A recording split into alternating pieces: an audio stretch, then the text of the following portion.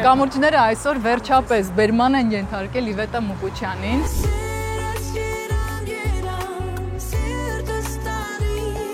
Ես շատ երկար ասում էի, լավ, ես Գերմանիայում ամեն ինչ ունեի։ Ոնց հայտնվեցի այստեղ։ Այս փայլը չուներ աչքերի, այդ էմոցիաները չուներ։ Այո, իմ մաման ասում էր, քո կրակը վառվեց այն ժամանակ, երբ որ դու եկար Հայաստան։ Երկիչ եկչուհին ինքը պետքա ներս նայի, որպեսզի այդ բլոկադները բացի, որպեսզի այդ շունչը ճիշտ ձևով, անկեղծ ձևով մատուցվի մարդկանց։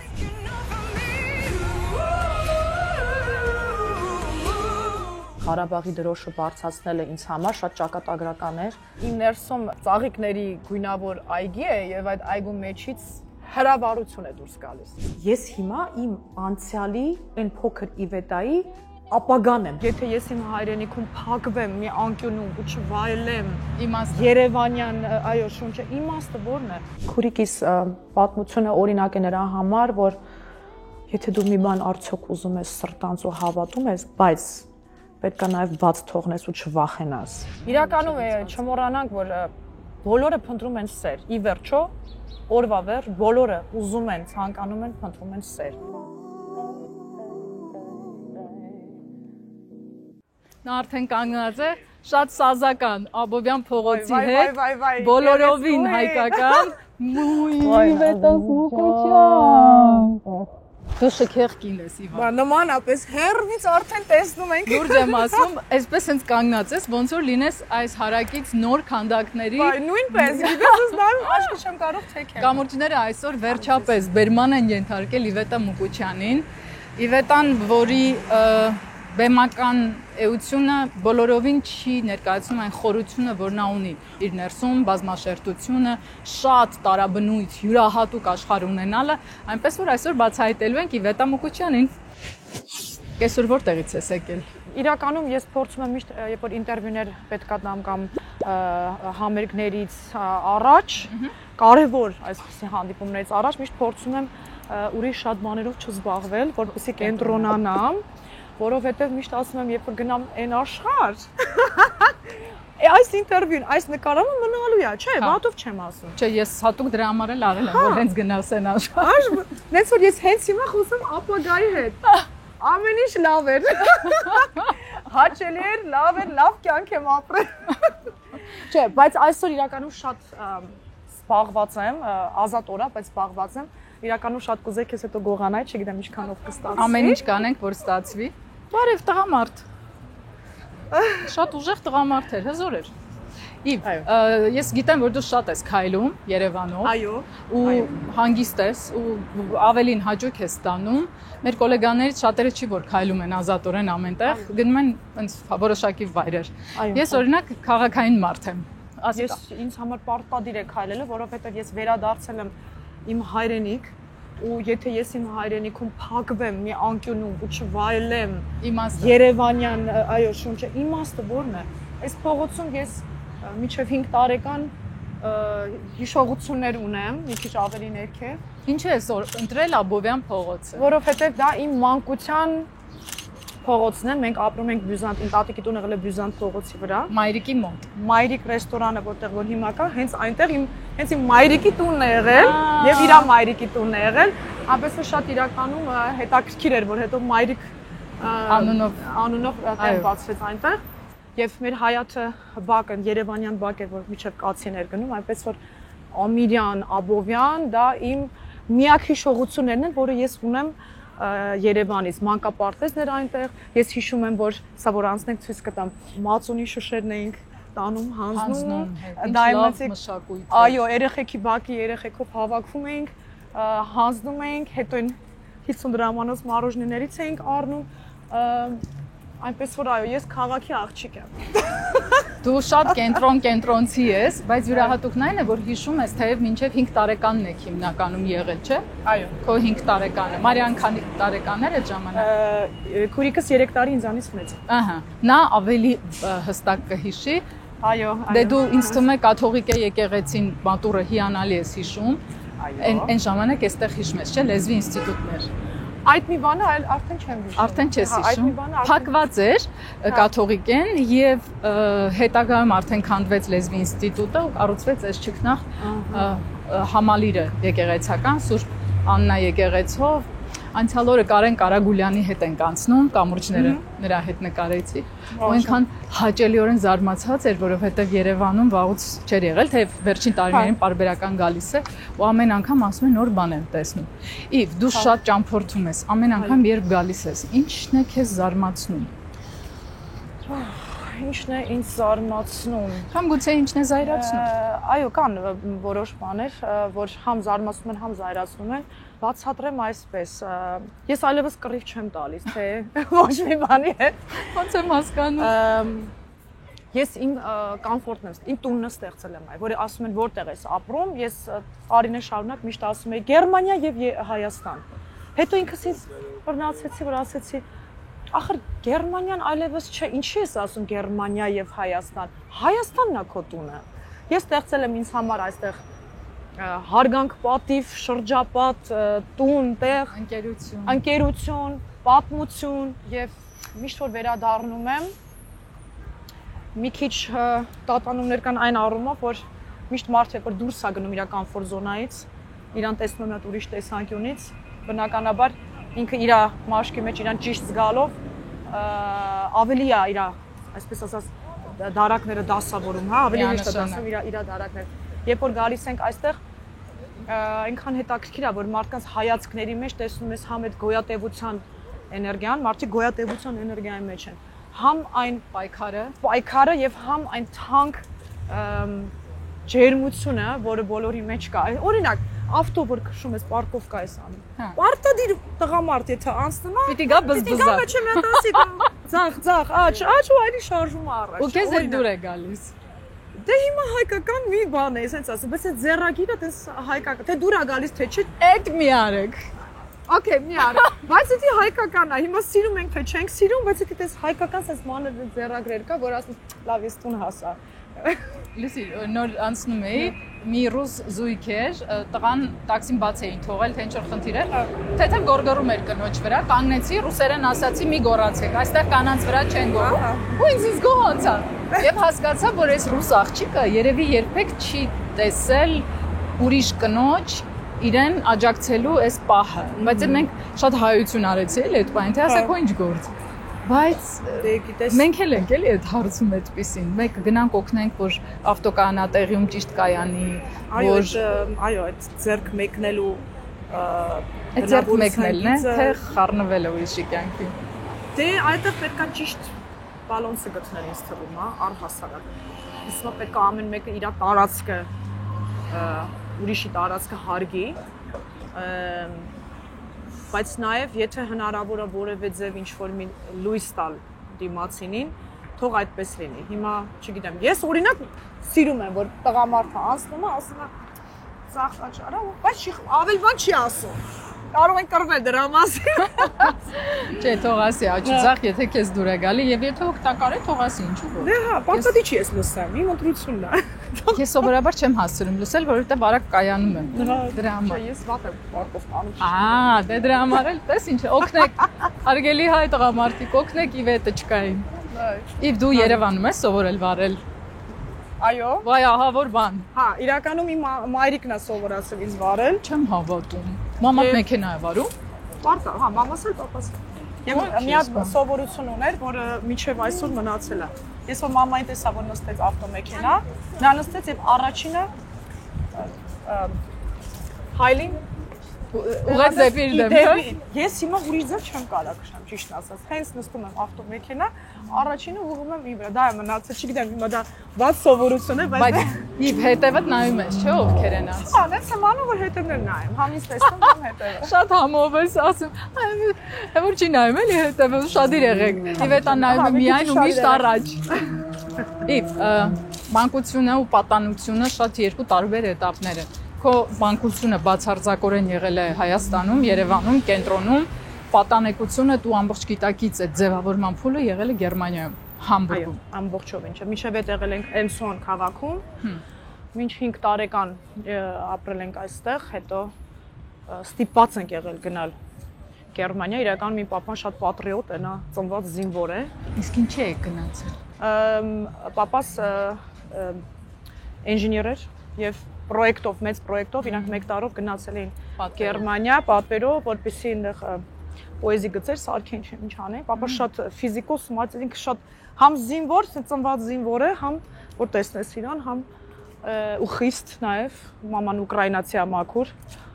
papan հայ։ Քո մաման մաքուր Իմ տատիկը, իմ papaիս մայրիկը։ Իրանք մի տարով գնացել են Գերմանիա։ Մինչ այդ մենք հնարավորություն ունեինք գնանք Ֆրանսիա, մամա շատ էր ուզում, papas ասեց ոչ, միայն Հայաստան, բայց այնպես ստացվեց, որ իրանք այդ պատվերով Գերմանիայում էին, այդ ընթացքում Սովետը փլուզվեց, իր ֆիրման փակվեց, ամեն ինչ փակվեց, գիտես, այդտեղ ոչ մի բան չկար։ Ահա որ ստիպված ձևավորվեց այնպես, որ մենք գնացինք այնտեղ։ Իրականում իմ ծնողները իրոք այնքան շնորհակալ եմ, ես մեկ-մեկ որ պատկերացնում իրանք ինչի միջով են անցել, որովհետև այստեղ ունեին Երևանյան հարուստ լավ կյանք, շրջապատով, ընկերությունով, ամեն ինչով։ Իսկապես է։ Միանգամից մեկ օրում դարձան իմիգրանտ Գերմանիայում, այսինքն դա տղամարդու համար հայ պատվով տղամարդու համար հայտնվել մի տարածքում, որտեղ որ լեզուն չգիտես ու քեզ նույնպես չեն միջավայրը չի, հայություն չի, ու պետք է ամեն ինչ անես, որպեսզի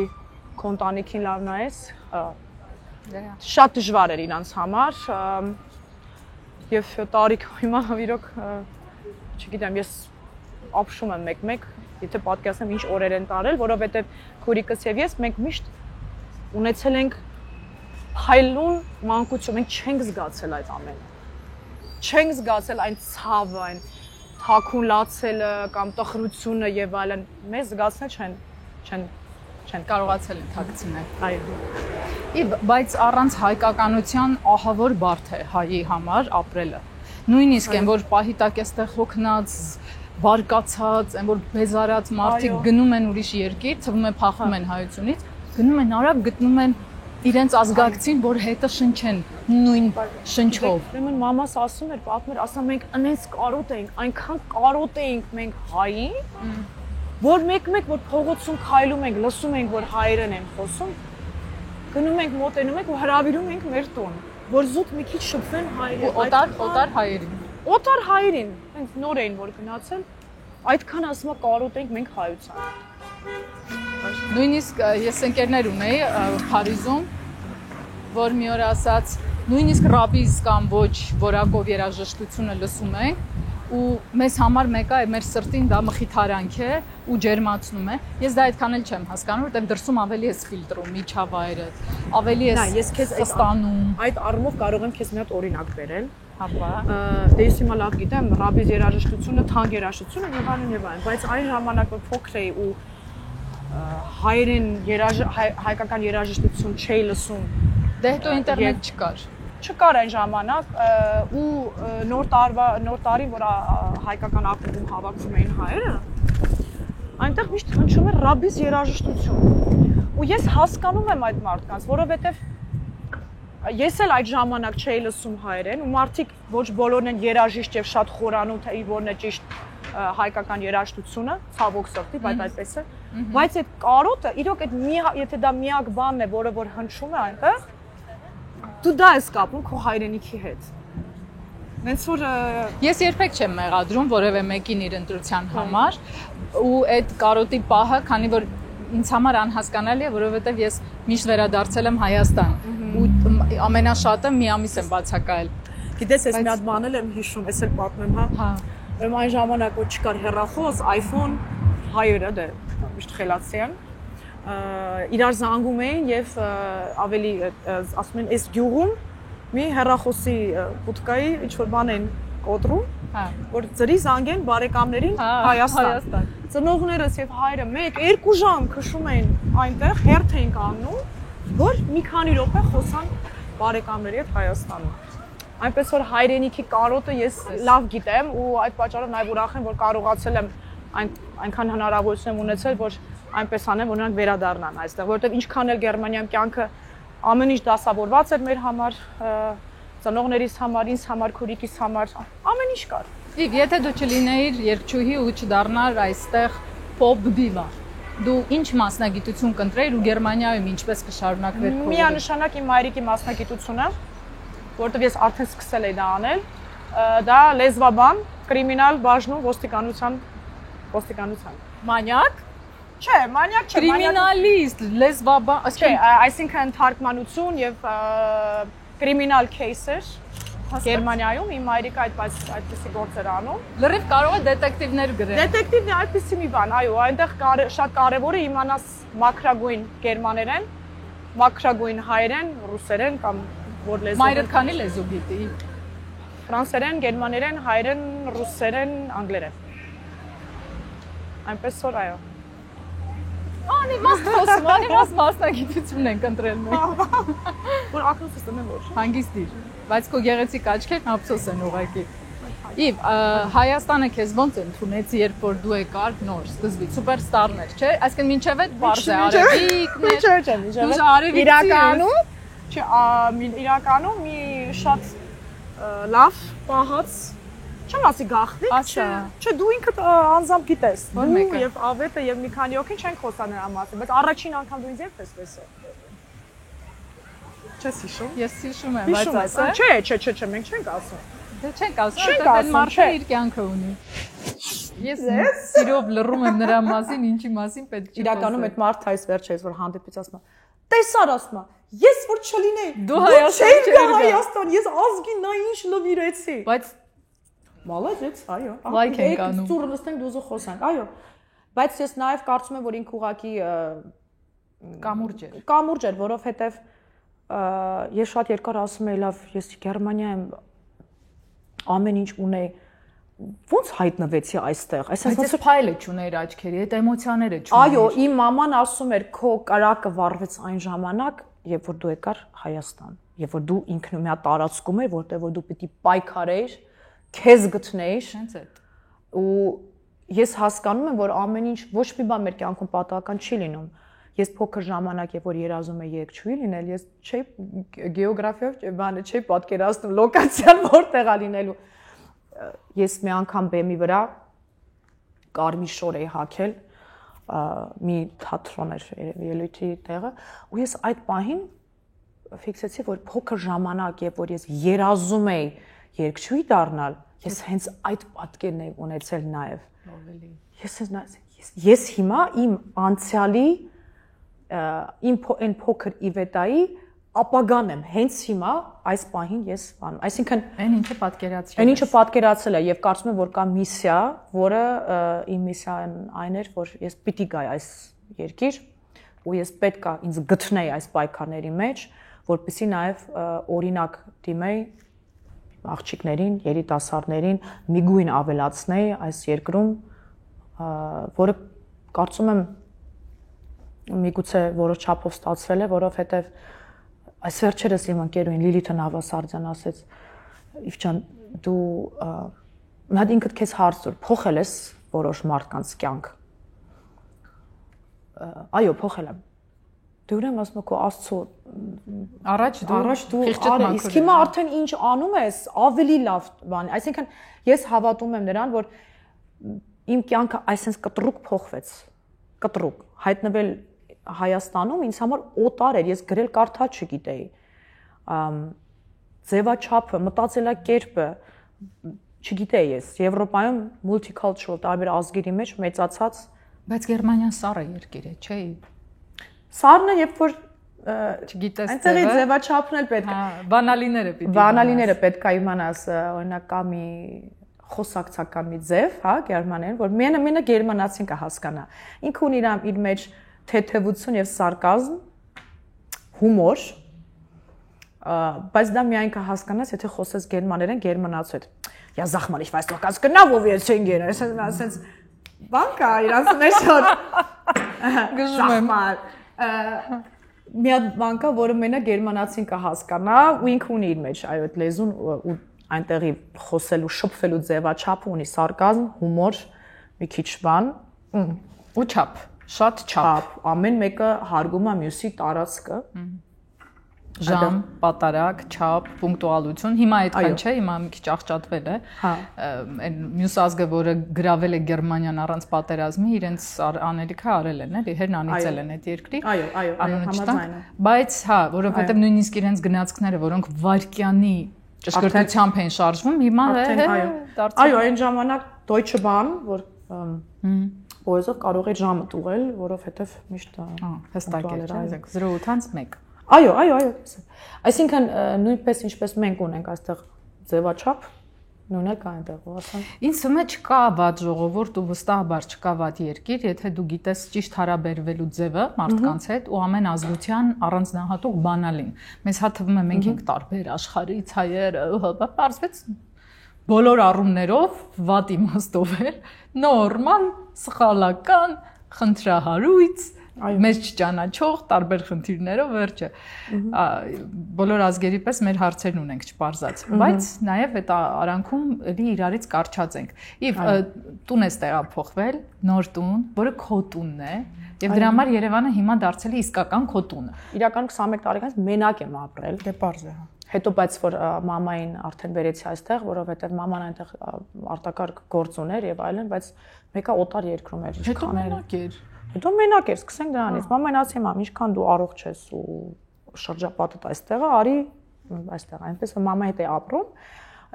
Հետո papan էլ եկավ ու իրանք լավ ընկերներ են, այդքան ճանապարհ են իրար հետ անցել, բայց իրար հետ չեն կարող մի տան մեջ ապրել։ Դե դժվար բան է։ Այնպես որ մի հատ տուն առանք, քուրիկս եւ ես մի հատ տուն առանք։ Մամայի համար մի փողոց ենքով մի հատ տուն առանք, papai։ Որ ընտիր հարաբերություն, այդ ինչ լավ որոշում է, բոլորը պետք է այդպես ապրեն, որ իրար հետ կռվելուց հետո ունենան անձնային տարածք։ Իրոք քուրիկս եւ ես մեր ուժերով լիքը բան կառուցել ենք։ Ինչ ընտիր որոշում։ Այո, բայց այս տունը մի ուրիշ տուն, այս տունը իրոք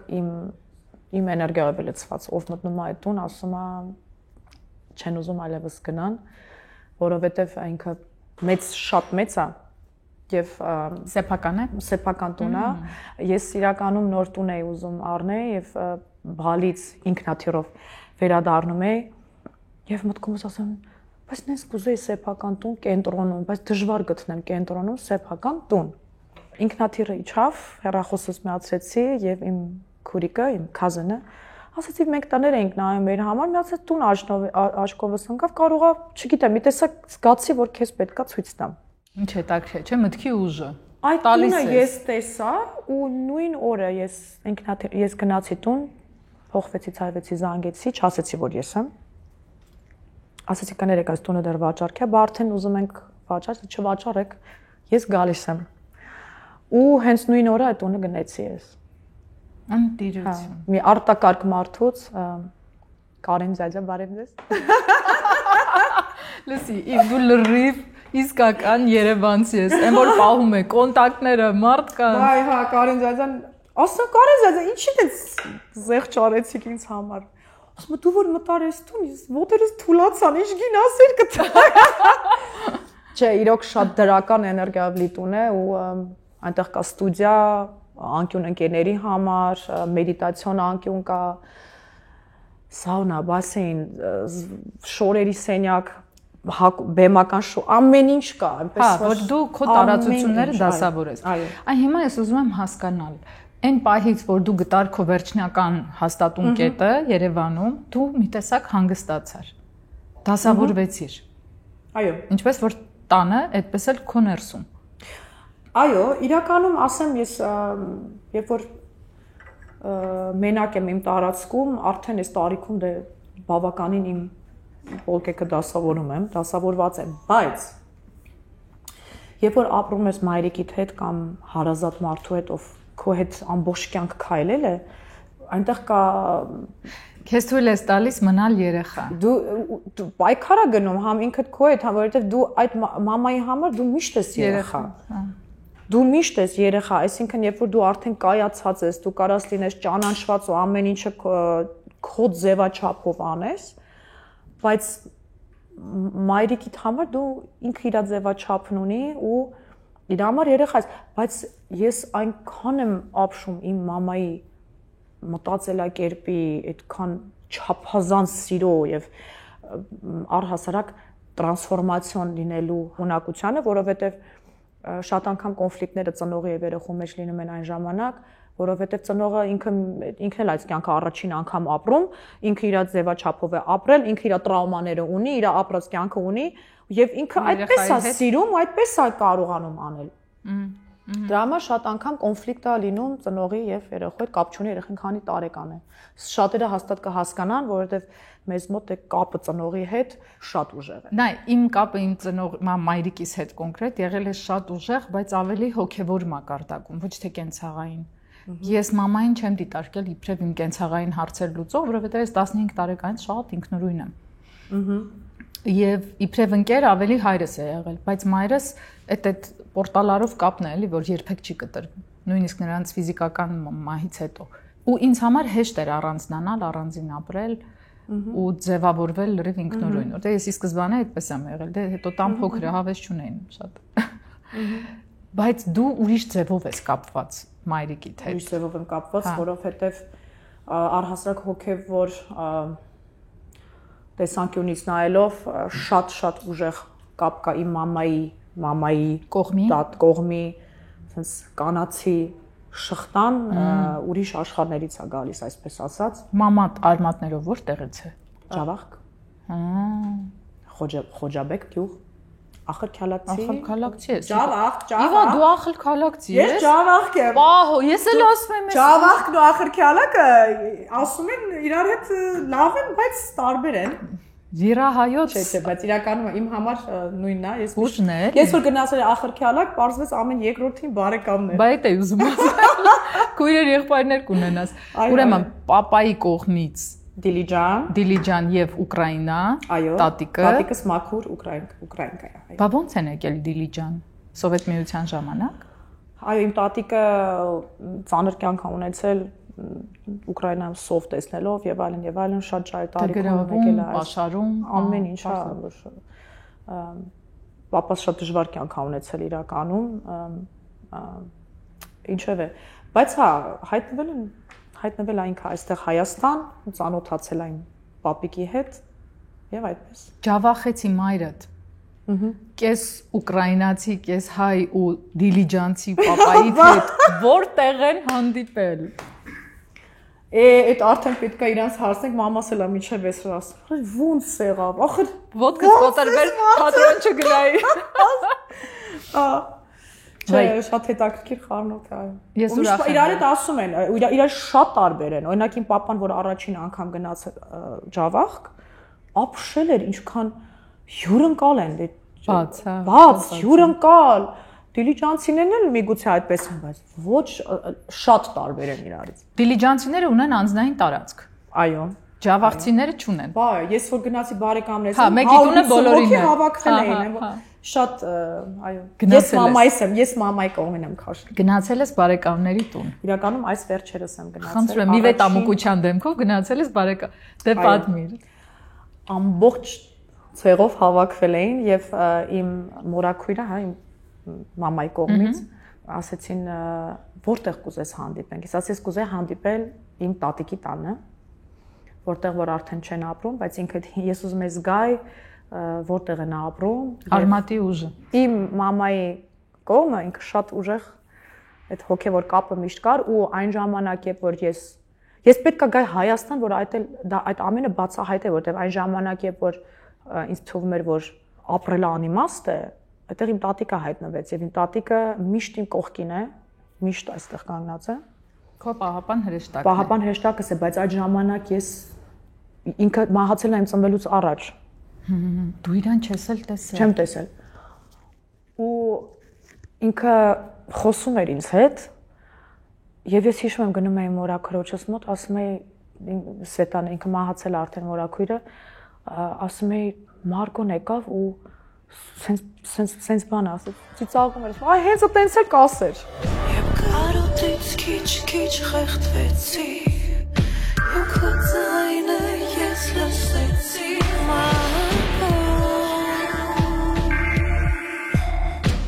Եվ իսկ ունեք սուրբ մասունքներ տանը, ինչ որ ընտանիքից ընտանիք եկած։ Ունենք, այո։ Ունենք հին աստվածաշնչեր, որի պապիկից են մնացել։ Բայց ինչ հետաքրքիր էր։ Ամենակիչը սպասում է, որ դու ջավախցի ես։ Ամենակիչը։ Խոջաբեկ են։ Այսինքն Խոջան ու Բեկը նույնն են։ Իշխանական գյուղ է եղել, որտեղ եղել են ամենահարուստները։ Եվ դուք էլ եղել եք հոգևորականների սերունդ։ Այո։ Իսկ Մուկուչյանները արդեն երևի ինչ որ Մուկուչ պապից է վերցված անունը։ Այո, դա Դիլիջան, որ գնաք Դիլիջան։ Ինչի է վերցրել Մուկուչ պապու ազգանունը։ Այդ մի բանը չգիտեմ։ Հայրդ։ Չգիտեմ, Մուկուչյան ենք։ Որ գնաք Դիլիջան, այնտեղ Բադալյան եւ Մուկուչյաններն են շատ։ Այ քեզ, բան։ Բա, ես եմ մեծացել եմ Գերմանիայում։ Այդ ամենա անհասկանալի այդ ամենը Խառն եմ շատ։ Բայց ապրում ես Կիլիկիայում։ Ու ապրում Կիլիկիայում հիմա։ Բոլոր իմաստներով համով է տարօրինակ ու շատ բազմաշերտ, ինչպես որևէ հայի կյանք։ Հիմա մենք քայլում ենք փողոցով ու երկու դեռահաս տղաներ անգամ պատանի չէին, անցնելով մեկը քեզ կպավ ու Չկպավ ես։ Հա, բայց իր հիշողության մեջ կմնա այն, որ նա Իվետա Մուկուչյանի կողքով շատ քիչ անցավ։ Մալենա պատմությունը, որ դու փորձ ունես այդպեսի։ Այս ուզում եմ հարցնել, քո կյանքում չի փոխվել արդեն տարիքային ուշադրությունը, որովհետև քանի հասունանում է արտիստը, այդքան երիտասարդ ուշադրությունն է ավելի կենտրոնանում նրա վրա։ Այո, ասեմ, շատ երիտասարդ։ Ես հասկանում եմ, որ Ես էլ եմ նկատել, ուղղակի դրա համար եմ։ Գիտես ինչն է, շատ հետաքրքիր է, որ շատ մարդկանց հանդիպում ես եւ նրանք ասում են, «Վայ, ես ձեզ երեխա ժամանակվանից սիրում եմ», բայց տեսնում ես տխուր պահն է։ այդ տխուր պահն է։ Հիմա քեզ հասնում եմ, շատ ես պետք է սանի շապագած, քիչը թե շատ է հերիքա, թե ուզում ես ամենը լավը, ամենը շատը, ամենը թանձը։ Իմ լսողները հիմնականում արդեն տարիքով կայացած մարդիկ են, բայց ես կա իմ մեջ նաև մի Իվետա, ամենայոտ Իվետան, ում նաև երիտասարդներն են լսում։ Ու փոքրերը, ու շատ։ Փոքրերը, այո, եւ որպեսի այդ ալիքը, հա, շարունակվի, կարծում եմ, որ մեկու մեջ պետք է կանգ անել ու տարածությունը միած զգալ, 4 բոլորդ ինչ է կատարվում, որպեսի երկար ապրես քո արվեստով ու քո անելիքով։ Այսինքն հենց հիմա այդպիսի բան տեղի է ունենում, որտեղ որ հասկանում ես, որ պետք է մի հատ նորից վերանայել ամեն ինչը, որովհետև մենք ունենք արտակարգ նոր սերունդ ու ինչն է իրանց պահանջը, ինչ են իրանք լսում։ Եվ 16 թվականներ, չէ՞ որ դու Եվրատեսիլ գնացիր։ 10 տարին է խփել։ Լսի, ինչ արագ անցավ, 3 էր։ Ես այսօրվա պես հիշում եմ, որ դա 3 էր։ Ես հիշում եմ երկու մեծ ալիք։ Սկզբում Իվետան, դե միշտ մենք ասում ենք ինչու Իվետան, այլ ոչ, չգիտեմ, Նարին են, ենթադրենք X1-ը, եւ երկրորդ ալիքը դե հա շատ շքեղ է, գեղեցիկ է, բայց ինչու լողազգեստով կամ բոդիով եւ հետո կարող է։ Եվ հենց այդ պահին, այն պահից, որ դու երգեցիր, իսկ դու շքեղ ելույթ ունեցար, պատկերը փոխվեց, այդ բոդին սկսեց աննկատ մնալ։ Բայց Աստված չանի, եթե դու հանկարծ վատ ելույթ ունենայր, այդ բոդին էլ, քեզ էլ, մեզ էլ կքրքրեին իսպար։ Իրականում շատերը չգիտեն, որ ֆինալի օրը լուրջ խնդիրներ կար իմ Ինչ էր եղել։ Ձայնի հետ, երևի այդ ստրեսից, այսինքն մենք մեր դելեգացիան այնքան ուժեղ է ներկայանում, որ ամեն ինչ հզոր ուժեղ, բայց միտեղ պետքա մեկ այդ լարվածություն 200 միլիոն մարդ որ նայում էր, 200 միլիոն մարդ ամբողջ աշխարհում։ Այդ տարի, եթե ճիշտ եմ հիշում, առաջին անգամ նաև ցույց են տալիս Ամերիկայում, ճիշտ է, շատ։ Միտեղից պետքա դուրս գար, հա, միգուցե կամ այն ժամանակ ես շատ էներգիայով չէի առնչվում, բայց այնտեղ միգուցե չէի պաշտպանվել ճիշտ կամ լավ, դա ուրիշ թեմա է։ Դե չես կարող է, այդքան մարդ որ նայում է, քեզնից է տանում։ Այո, սեմիֆինալից հետո բեմից իջա ձայնս ամբողջովին սպազմ ունեցավ, այնտեղ 3-4 անգամ սրսկեցին ինձ, որ կոկորտին որ դիմանամ, չունեի ձայն, ես չգիտեմ որտեղից եմ ձայնս քաշել, երևի muscle memory, հա, հիշողությունով, շատերը դրա մասին չգիտեն, բայց ազգը շատ բարի էր եւ իմ կողքին էր, միգուցե նաեւ այն փաստի համար, որ այդ թեժ օրերին էր այդ մրցույթը, ապրիլյան դեպքերի ժամանակ, որը հավելյալ պատասխանատվություն էր դրված էր իմ ուսերի վրա, որովհետև մեկ կողմից այնտեղ չեն ուզում լսեն պատերազմի մասին քաղաքական որևէ հարց չեն ուզում բարձրաձայնեն, բայց ինքը շատ քաղաքական մրցույթ է։ Այո, բայց նույն ժամանակ դու գնում ես ու քո երկրի քո ազգի դեմքն ես այդ պահին ու քո ազգի ցավն ես նաև ներկայացնում։ Պետքա ճիշտ կարողանաս տանել այդ բալանսը պահել, որ այս եվրատեսիլի խնջույքի ժամանակ իրանք չեն ուզում այն լսեն, ուզում են հենց այս իվետային, բայց այնտեղ կա ցավ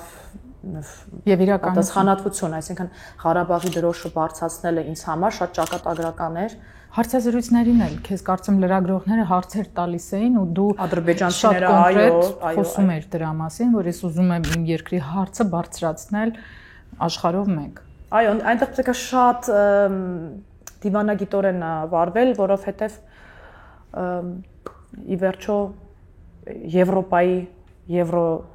Եվրոպայի մրցույթ է, այսինքն այնտեղ ոչ մեկին չի հետաքրքրում քո երկրում ինչ է կատարվում։ Հետաքրքրում է, եթե դու արդեն այդ հարցերը լուծել ես, բոլոր իմաստներով տեղը ամրացրել ես, հա, ծանր քեզ է։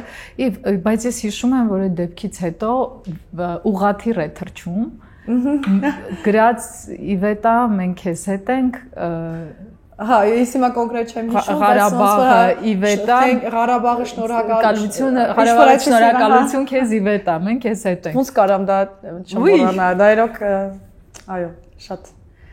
ասում եմ, կապը ազգի հետ ինձ համար շատ առողջ հզոր սիրո պատմություն է, այսպես ասած։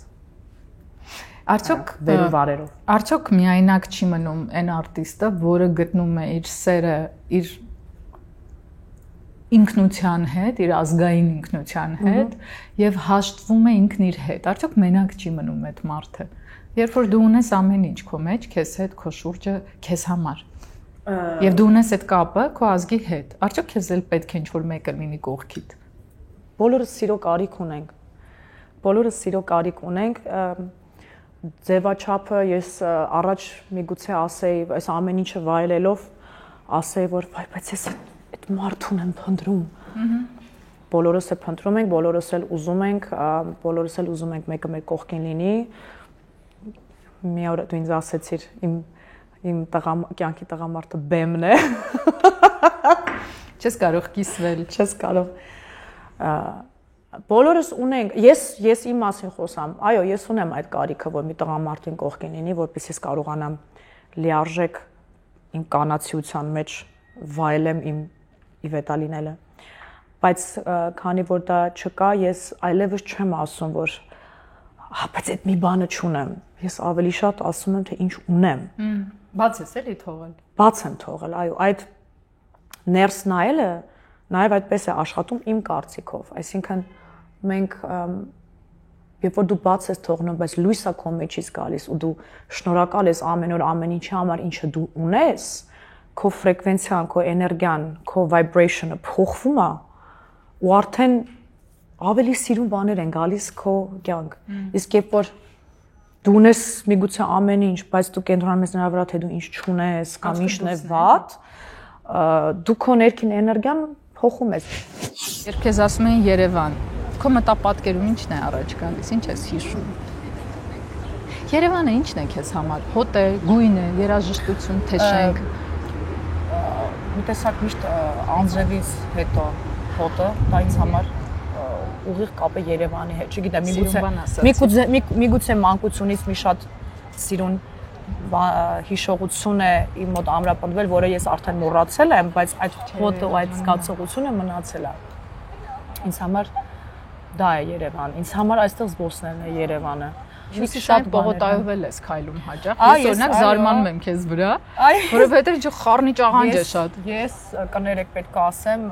հրապարակում լողացողներից եմ եղել փոչոր ժամանակ։ Շատրվանների մեջ։ Որովհետեւ Բյուզանդից 2 քայլ էր, մեր բակը հենց հրապարակն էր։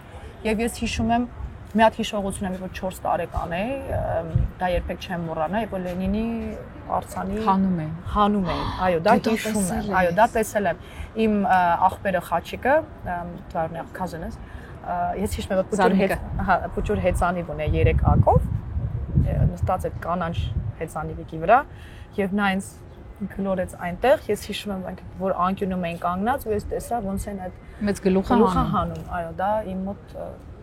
ապավորվել այն։ Իսկ հեսը դու տարբեր պատմական ընթացքների ականատես ես եղել։ Ներկայացան ներողություն կարամ ձեր հետ նկարել։ Արի սիրունս, իհարկե։ Մերսի շատ։ Ես չեմ խանգարում, չէ։ Չէ, դուք եք արագ նկարել։ Հա, շնորհակալ եմ։ Այ բարի եմ։ Ահա։ Մերսի շատ։ Խնդրեմ, իսկ ի՞նչ է ձեր անունը։ Ջուլիետա։ Ջուլիետա ջան, ո՞ր երգն եք սիրում։ Այս կողմարի բալես։ Ո՞ր երգն ես սիրում, Ջուլիետա ջան։ Այն ճիշտ ասած չգիտեմ։ Շարժումով հիշի։ Ձեր երգերից եմ շատ սիրում, բայց ճիշտ ասած չեմ հիշում որն է։ Իսկ իմ անունը գիտեք։ Իվետա։ Հա, օքեյ։ Իմ երգերից այսինքն չկա տարբերակ հիշելու։ Չէ, գիտեմ երգերը, բայց չգիտեմ։ Շնորհակալ եմ, Ջուլ ջան։ Տեսար ոնց ոտքի վրա բռնեցի։ Ինձ մի օր ծիծաղը մի կողմ մի օր տարիներ առաջ հիշում եմ ինչ որ մի լավ երեխա եկավ մեր մասիվում էի դեռ ապրում եկավ մեր դուռը ծեծեց դուռը բացեցի հասի լսում եմ բարև ձեզ Նազին ջան կներեք կարող եմ ձեր CD-ներից ունենալ ասի բայց ես չեմ երգում ու այն ժամանակ դե երգի CD-ներ էին մերեք վերջը վայ վաս ասա ինչքան հաճախ են քեզ փողոցում մոտենում նույն այն հրապարակում որտեղ ժամանակին լողացել ես Այո չեմ թաքցնում ես այն փաստը որ ես այո այնտեղ լողացել եմ անկեղծ ասած գիտես ինչպես է ամեն ինչին կարող ես դու ես որոշում ինչպես ես որ տեսանկյունից ես ընկալում ես առաջ միշտ բողոքում էի ինչի վայ ինչ են ճանաչում ազատ չեմ զգում ազատությունը նա դուրս ես գալի ինձ ամաչում է եւ այլն իսկ հիմա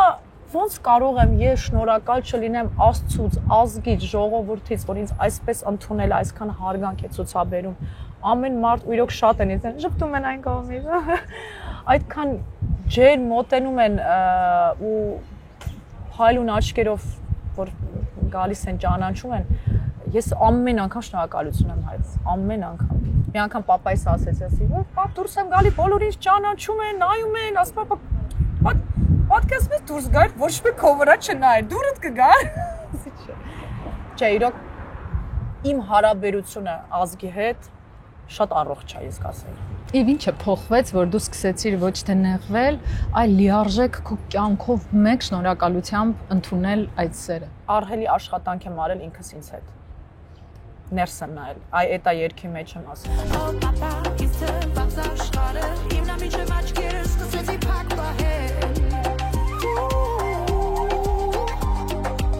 Դեպի ներս նայել։ Կարծում եմ, որ մեր այստեղ այս կյանքում լինելը մենք պետք է մաքսիմում քաղենք, դասեր անենք, պարտադիր չի ինչ-որ ամեն ինչ հասկանանք։ Ես հիշեցի հանճարեղ պոետեսայի, բանաստեղծուհու Ալիսի Կիրակոսյանի բանաստեղծությունից երկտողը, որ ասում է աչքերդ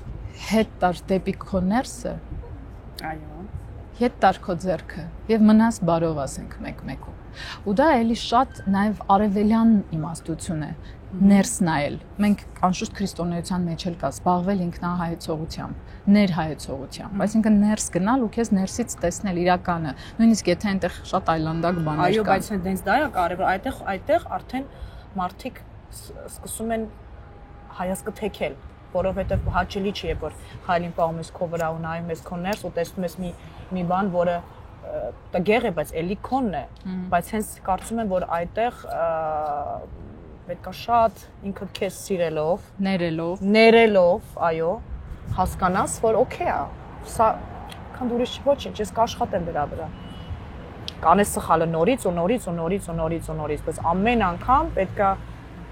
ոչինչ, վաղը նորից կփորձեմ, վաղը այդտեղ խնդիրը դրանում է, որ մարդիկ խուսափում են իրենց այդ պատերը քանդել ու այդ պատճառով իմ կարծիքով իրենք սկսում են երջանկությունը ու իրենց փնտրել արտաքին աշխարհում։ Մենք հայերս վախենում ենք մենակ մնալ մեզ հետ։ Ես շատ եմ խոսում այդ բանի մասին, այդ հարցը տալիս եմ շատ մարդկանց, երբ որ տեսնում եմ, որ ինքը իր հետ շատ արտաքին աշխարհում, ասում եմ դու կարող ես քեզ հետ 1 րոպե մենակ մնալ։ Հիմնականում չեն կարող։ Առանց հեռախոսի, առանց արհեստական բաների, հա, հեռուստացույցի կամ չգիտեմ։ Որևէ մի բան, ուղղակի լինել ինքդ քեզ հետ։ Իրականում չմոռանանք, որ բոլորը փնտրում են սեր։ Ի վերջո, օրվա վերջ բոլորը ուզում են, ցանկանում են, փնտրում են սեր։ եւ ով ինչքան չափով է, այսինքն մարդ ով որ ագրեսիվ է, գոռում է, երեխեն ոնց է, չէ, որ իրեն չեն լսում, չեն բանալ, ինքը ուշադրության է ուզում։ Մենք նույնպես ենք ու ցավոք սրտի մեր մոտ այդ սիրո պահանջը շատ կա, էլի, բայց կարծում եմ, որ իրոք այդ ամենադժվար ճանապարհն է, բայց ամենաառողջ ճանապարհն է, որ ներս նայես ու ինքդ քեզ ներսից բռնես։ Քո ներսում ինչ երգ է հնչում, երբ նայում ես ներս։ Շատ ասպասելի է։ Շոու կրկես։ Այո, կրկես եւ ես իրոք իմ կյանքին նայում եմ որպես կինո, Դե կինո է։ իմ կինոն է եւ ես ունեմ այն ազատությունը, օրինակ կերպարափոխվել ինչպես ուզում եմ։ Հետո դու բերեցիր դասական օրինակ, է։ Շատ այս ֆիլմային արտադրության ամենադասական օրինակը ու ես հենց հիմա ուզում եմ հասկանալ այդ ինչ կինո է քո ներսում։ Իմ ներսում ծաղիկների գույնավոր այգի է եւ այդ այգու մեջից հրավառություն է դուրս գալիս։ Իսկ սիրո թեմայով է հրավառությունը, թե ուղղակի երջանկության, ոչ կոնկրետ։ Սիրո թեմայով չէ, առհասարակ ես հասել եմ այն կետին, որ այդպես եմ ինձ ներսից զգում, բայց դա երկար ճանապարհ էր ու ես մեկ շատերը չգիտեն այդ բանի մասին։ Հիմա կարող եմ այդ դրա մասին խոսալ, որովհետև հաղթահարել եմ արդեն։ Երբ որ եկել էի նոր Հայաստան, ինձ համար այդ ժամանակ կարոտած արյունը քաշում էր ինձ այստեղ, բայց ինձ համար դեռ օտար տարածք։ Ես շատերը չգիտեն այդ բանի մասին, բայց 3 տարի ես իմ միակ միտքը, որը ինձ բավարարություն էր տալի, դա այն էր, թե ես ոնց մահանամ։ 3 տարի ես այդ պայքարը ինքս ինձ հետ Ինչի, այդքան օտար ու այդքան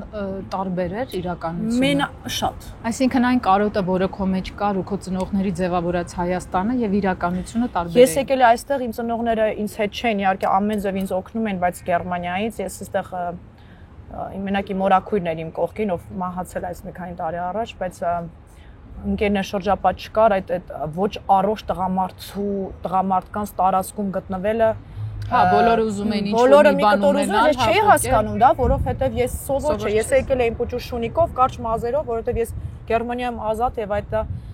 ազատությունը, կարճ մազերով։ այդ ազատությունը այնտեղ առողջ չէր, այստեղ ազատությունը այն ժամանակ, կարող եմ արդեն այն ժամանակ, հիմա մի քիչ փոխվել է։ Ոչինչ։ Ազատությունը վատ բան էր, այսինքն իմ ազատությունը ես խեղդվում էր, ես մարդկանց հետ շփվելուց Այսինքն քո գեղեցկությունը արտաքին դու դիտարկում ես որպես ազատության չընկալում մարդկանց կողմից։ Ես գեղեցկությունը շատ հետաքրքիր որ ասես, ես այնքան կոմպլեքսներ ունեի, որ եկել էի։ Շքեղ աղջիկ էիր, ինչպես այն ժամանակ, այնպես էլ հիմա, ուղղակի տարբեր ոճերի մեջ։ Տարբեր ոճերի մեջ։ Ուջու շունիկը չկա հիմա։ Չէ, բայց ես որ հիշում եմ հոգեբանորեն այդ հաղթահարել դառնալ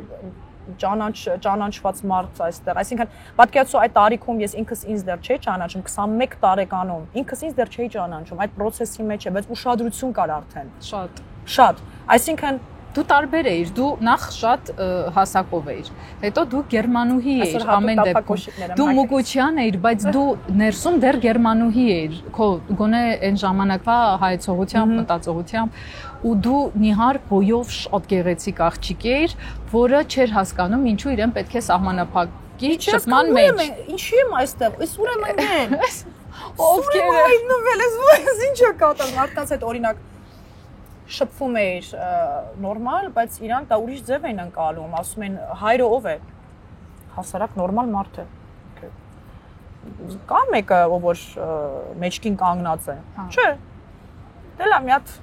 այսինքն ես այնպեսի սիտուացիաների մեջ եմ ընկել։ Այսինքն կարծում եմ, որ դու անպաշտպան ես ու դրանով օգտվում ես։ Ես չէի հասկանում այդ ամենը, որովհետև ես այդպես չէի դաստիարակվել։ Այսինքն ես ուզում եմ իրոք նաև մի բան, որը այս վերջերս իրոք անընդհատ ինքս ինձ ասում եմ, որ շնորհակալություն հայտնում ինքս ինձ, որ արդյոք այս ամբողջ ճանապարհը մենակով եմ անցել։ Ինձ ոչ մեկ չի օգնել։ Եվ գնահատել եք, տեսել եք, ով պիտի օգներ։ Ուզում եմ հասկանալ, արտիստը, դե եթե ասենք բուն ծնողը այդ ոլորտում չի, սա բացառենք, այդ չի։ Արտիստը ունի իր գործիքը, ձայնը կամ խոսքը կամ մարմինը, նայած ով ինչով է զբաղվում, հա, պարող է կամ երգող է կամ արտիստ դերասան է։ Եվ ինքն է իր բեմն ու իր հանդիսատեսը։ Ասենք նա մի անգամ թող շանսը տան, բայց չէ որ շարունակությունը, վերջ այդ մարդը պետք է իրենից ինչ-որ բան ներկայացնի։ Այո, ու ես թվում է դա շատ կարևոր նաև բան ասեցիր, որը կարող ենք ասել այսօրվա արտիստերին, ովքեր որ ուզում են արտիստ լինել, թող ինձ կամ քեզ կամ այն մարդկանց, ովքեր որ իրանք իրենց չեն դավաճանել, օրինակ վերցնեն, որ պետք չի փորձել լինել մի բան, մի ձև, որը բոլորի համար մարսելի է։ Հա, Rick Rubin պրոդյուսերը ինքը շատ հետաքրքիր բան ասում է, որ արվեստը որ դու անես, առաջին հերթին պետք է քո ասելիքը ասես ու հասկանաս դու ինչ ես ուզում, այլ ոչ թե մյուսները ինչ են ուզում լսեն։ Կարծում եմ, որ ճանապարհին ես ինքս ինձ չեմ դավաճանել, ինչպես նաև դու, ինչպես նաև մենք անուղելի ենք, բալա։ Ու թող դա օրինակ դիմի այն երիտասարդների համար, ովքեր օրինակ մոտենում են ինձ, ասում են ես ուզում եմ երգչուհի դառնալ։ Ասեմ, օքեյ, ինչ երաժշտություն եք լսում։ Դե Whitney Houston ստանդարտ ինչ որ բաները, օքեյ։ Իսկ ինչ երաժշտություն եք ուզում երգեք։ Ձեր երգերը։ Բայց ինչի ես կամ արդեն հա, ավելի լավ Իվետա չեք լինի դուք։ Ի վերջո Ջեքսոնից լավ Ջեքսոն parով կա, բայց նա Ջեքսոնի չի։ Ինչ մտքեր ունի, եթե դու միշտ խոսում եմ երեխեքի հետ, ու կուզեի մաստեր կլասեր տալ, որ մի քիչ իրանց ուրիշ ուղղությունով բան անեի։ Երբ որ դու պատկերացնում ես արտիստ լինել, դու պատկերացնում ես միայն բեմի վրա լինել, թե ասելիք ունես։ Այս էներգիան, որը որ Աստված թույլ է տվել, որ դու գտնես, որ քո շնչով վիբրացիան քո մեջի, որ արտահայտես, արտաբերես ու մարդկանց էներգիա տաս, կարծում եմ, որ շատ պետք է հարգել ու աշխատանք անել ինքդ քո, որտեղ մեր ինստրումենտը ինքը շոշափելի չի, ինքը մեր ներսում է, այսինքն ես հավատում եմ, որ երգիչ երգչուհին ինքը պետք է ներս նայի, որպեսզի այդ բլոկադները բացի, որպեսզի այդ շունչը ճիշտ ձևով, անկեղծ ձևով մատուցվի մարդկանց։ Բայց ձայնը չի, չէ։ Երգչուհու գործիքը կամ ասելիքը հո ձայնը չի միայն։ Բա հենց այդ իր ամբողջ էությունն է, իր էներգիայով, իր բաբախող սրտով, իր անհամաձայն աշխարհով, որի դրսևորումը բեմում կարողանում է ճիշտ ներկայացնել։ Այ հենց այդ բանի մասին եմ խոսում։ Այն նրա լավ երգիչ երգչուհի լինելը չի նշանակում, որ այն վերևի նոտան պետք է մաքուր բռնես։ Մի քիչ կարող ես անգամ ֆալշ, թող չէ, մաքուր երգես, բայց ավելի կարևորը հենց այդ իսկական լինի, քան թե այո։ Լիքը մաքուր երգող երգչուհի կա, որ չի կպչում հոգուտ։ Այո։ Մաքուր երգում է, խզար, այն որ 1000 տարի նույն ձայնով։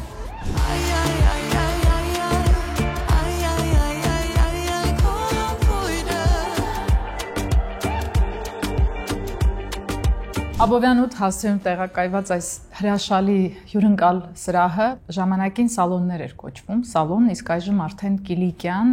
շատ յուրահատուկ վայր է, ջերմ, զով, հիանալի խոհանոցով ու ամենակարևորը հյուրընկալ։ Շնորհակալ եմ մեզ այս վայրը տրամադրելու համար։ Կամուրջները ոչ թե հարցազրույց են, մենք խոսում ենք քիչ առաջ, այլ մարդու, ես գոնե այդպես եմ դրել իմ նպատակը, մարդու վիդեո ամրագրումն է, մարդու կյանքի վիդեո պատմությունն է, որպեսզի վաղը չեմ իսօր, երբ որ երիտասարդ սերնդին անընդհատ մեղադրում են, այսա չգիտեք, ես ինչ մարդուն չգիտեք, նրա ապրածը, անցածը չգիտեք, նրանք կարողանան մտնել, գտնել եւ կամուրջներով գոնե մի քիչ հասկանալ իրենց սիրելի արտիստի, արվեստագետի անցած ճանապարհը։ Շատ ճիշտ եւ շատ գրագետ մոտեցում է։ Շնորհակալ եմ։ Եվ ինձ համար էական է, որ մենք կարողանանք ցույց տալ Ա-ից մինչև Ֆ այդ արտիստի ապրածը, որովհետև բեմական վերջնական տեսքը, բեմական ներկայությունը այդ արդեն արդյունքն է նրա ապրածի, կորցրածի, լացածի կամ ծիծաղների, չէ՞։ Մեկ էլ ծնվում է երգ ու պարզվում է, որ այդ երգի մեջ ամփոփվում է նրա մի քանի տասնյակ տարի։ Այո, շատ ճիշտ, որ երգն է, որը քեզ շատ բնութագրում է քո երևանյան իրականությանը, քո երգերից։ Միգուցե Մարգարիտ երգը, որը շատ ճանաչված չէ, բայց իհարկե սերկա երկնքում Երևանը դա կարծում եմ, որ այդ երգի հաջողությունը ոչ միայն մեղեդին եւ խոսքերն են, այլ նաեւ իմ կատարումը, որովհետեւ վստահաբար կարգավիճակս, կապը ինքս ինձ հետ այդ բան եւ ոնց եմ զգացել, դա այդ երգի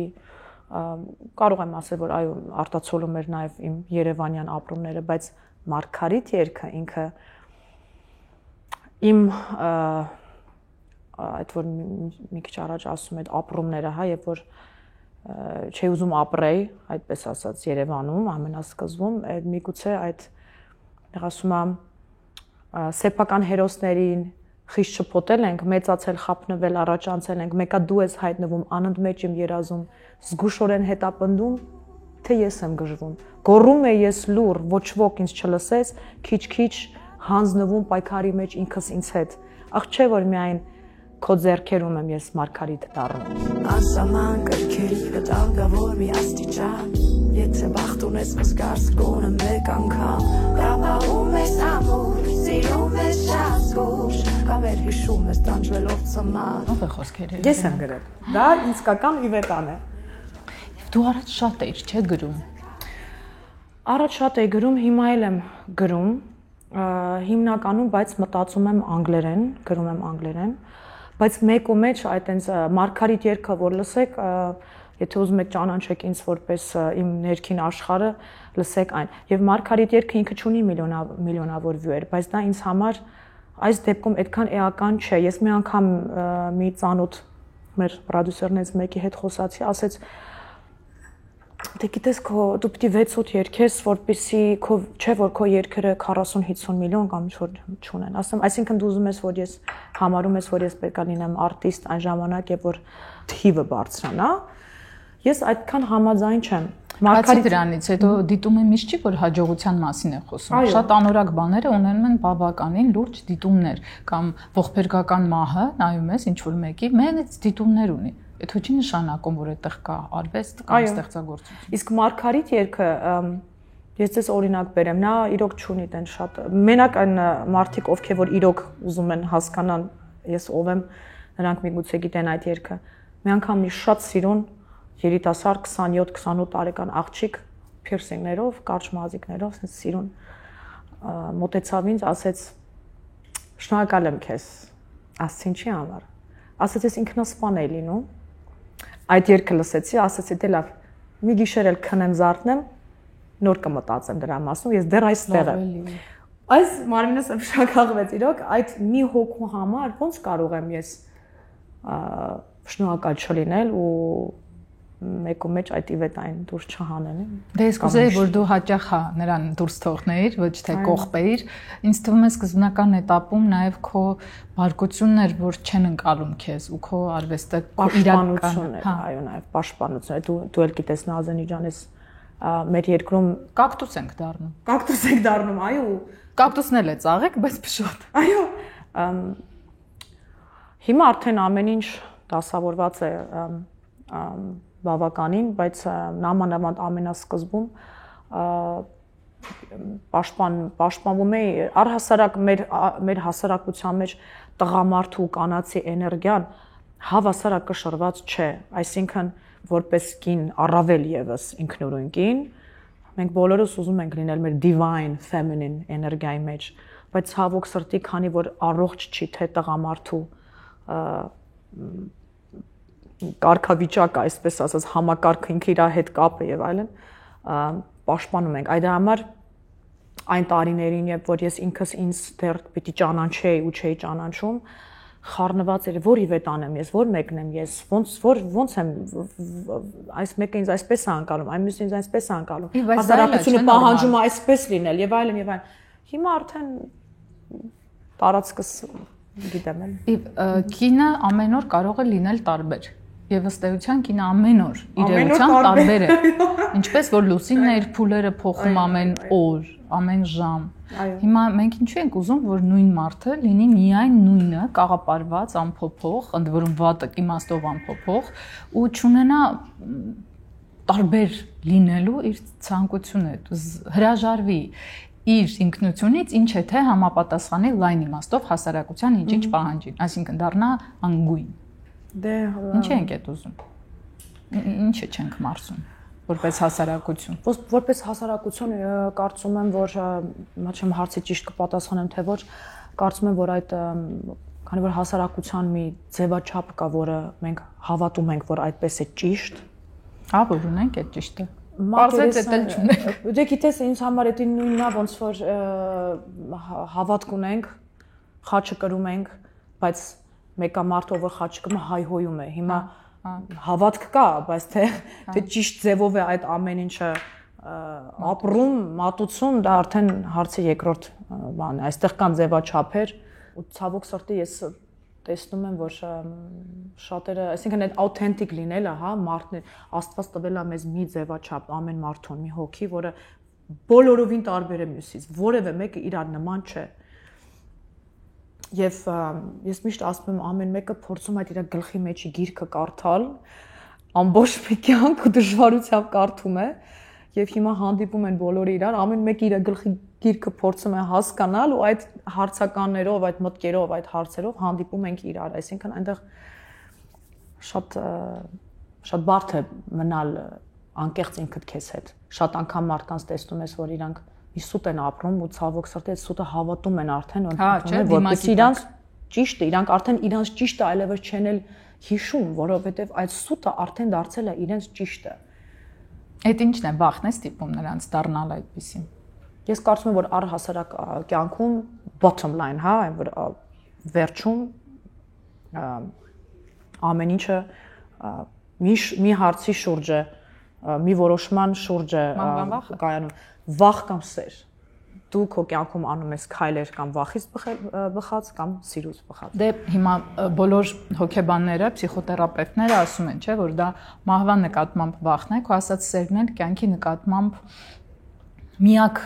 գործող ուժն է, այսինքն դու կյանք ես կերտում սիրով եւ խուսափում ես մահից ու չես մտածում դրա մասին, էլի քո սիրո ուժով։ Դրա համար այդ երկուսի հակադրություն է։ Ես ուզում եմ նաեւ մի բան հարցնել, դու քույրիկիդ հետ ահա որ մտերիմ ես։ Այո, միշտ կռվում ենք, բայց ահա որ մտերիմ։ Հա, բայց շատ մտերիմ եք ու չնայած նրան, որ հիմնականում իրարից հեռու եք ապրում, բայց նաեւ պարբերաբար տարվա մեջ միասին անցկացնում եք ժամանակ։ Այո, հեսա շուտով իր հարսանիքն ենք նշելու Burning Man ֆեստիվալում։ Այ ես ուզում եմ հասկանալ ինչ է Burning Man-ը եւ ինչու է Burning Man-ը, այդ ֆեստիվալը, այդքան քո սիրտը հրդեհել ու դուք շատ յուրահատուկ պատմություններ ունեք։ Այո, որովհետեւ ինքը ուղղակի ֆեստիվալ չի երաշտական, ինքը աշխարհայաց է։ Հա։ Այնտեղ մարդիկ գտնվում են, այն մարդիկ, ովքեր որ այնտեղ հայտնվում են, իրանք այդ մի շաբաթվա մեջ դառնում են իրենց ամենալավ վերսիան։ Ինչի հաշվին այնտեղ չկա քաղաքականություն, չկա ազգություն, չկա հավատք անգամ, այս հավատք կա, բայց այսինքն չկա դավանանք, կրոն չկա, փող չկա, գումար։ Այն ամենը իրանց մտածելակերպով, այն ամենը, ինչը մեզ բաժանում է իրարից մեր իրականության մեջ։ Իսկ ո՞նց են հասնում այդտեղ մարդիկ։ Շատ բարդությամբ իրական Նևադա անապատում է, կազմակերպելը բավականին բարդ է, բայց ամեն անգամ որ հայտնվում ես այնտեղ հասկանում ես որ արժե, որովհետև այնտեղ կա մի այդ ամենը որ չկա, այդ նյութը, հա, որից կարճած ես։ Ինչա տակը մնում։ Այսինքն դու ինչ որ կաս։ Դու ինչ որ կաս։ Գոնե այդ մեկ շաբաթվա ընթացքում մարդիկ հանդիպում են իրանց ամենաբնական ձևով։ Իվետից կարող է մարդը չդիմանալ այդտեղ։ Այո, շատ մարդիկ։ Այդտեղ դա մեծ փորձություններ են լինում, որովհետև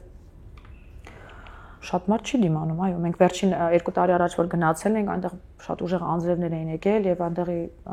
անապատի ավազը այնպես է, որ ինքը մատ դառնում է մատ, որ ավտոները չեն կարող քշել, մարդիկ մահացել էին, որտեվ հոսանքի լարերը ընկել են անձրևի տակ, մարդիկ բոպի կանգնել են վրան, մահացել են, եւ շատ ու 3 օր մենք չունենք այնտեղ ջուր, սնունդ ավել չունենք ու պանիկա էր բոլորի մոտ։ Այնտեղ երևում էր այդ սիտուացիայում ոնց է ստակից դուրս գալիս ու մարդիկ այն որ պանիկայի մեջ են ընկնում, մարդիկ այն որ միավորվում էին։ Հա, էլի, հենց այդ վարքագիծը հստակ երևում է ամենադժվար կացության մեջ։ Այո։ Ու կարող ամենավերջին մարդը դառնա առաջինը, որ ավետարանում ասվում է ամենավերջինները կդառնան առաջինը։ Հետաքրքիր բան է։ Քո կյանքը շատ տարբեր հրաշքներով է լեցուն ու այդպիսի հրաշքներից մեկը նաև քո քրոջ կյանքի պատմություններն են։ Ես ունեք շատ համով ու շատ յուրահատուկ պատմություն է Burning Man-ին իր սիրո պատմությունը։ Շատ նա օրինակ է քուրիկիս պատմությունը օրինակ է նրա համար, որ եթե դու մի բան արդյոք ուզում ես սրտանց ու հավատում ես, բայց պետք է նաև բաց թողնես ու չվախենաս։ Ոչ թե գնոս դու հետևի։ Որովհետև ինքը վախ ուներ իր մեջ, նա ինձանից ավելի մեծ է եւ այդ կանացի տարիքային այդ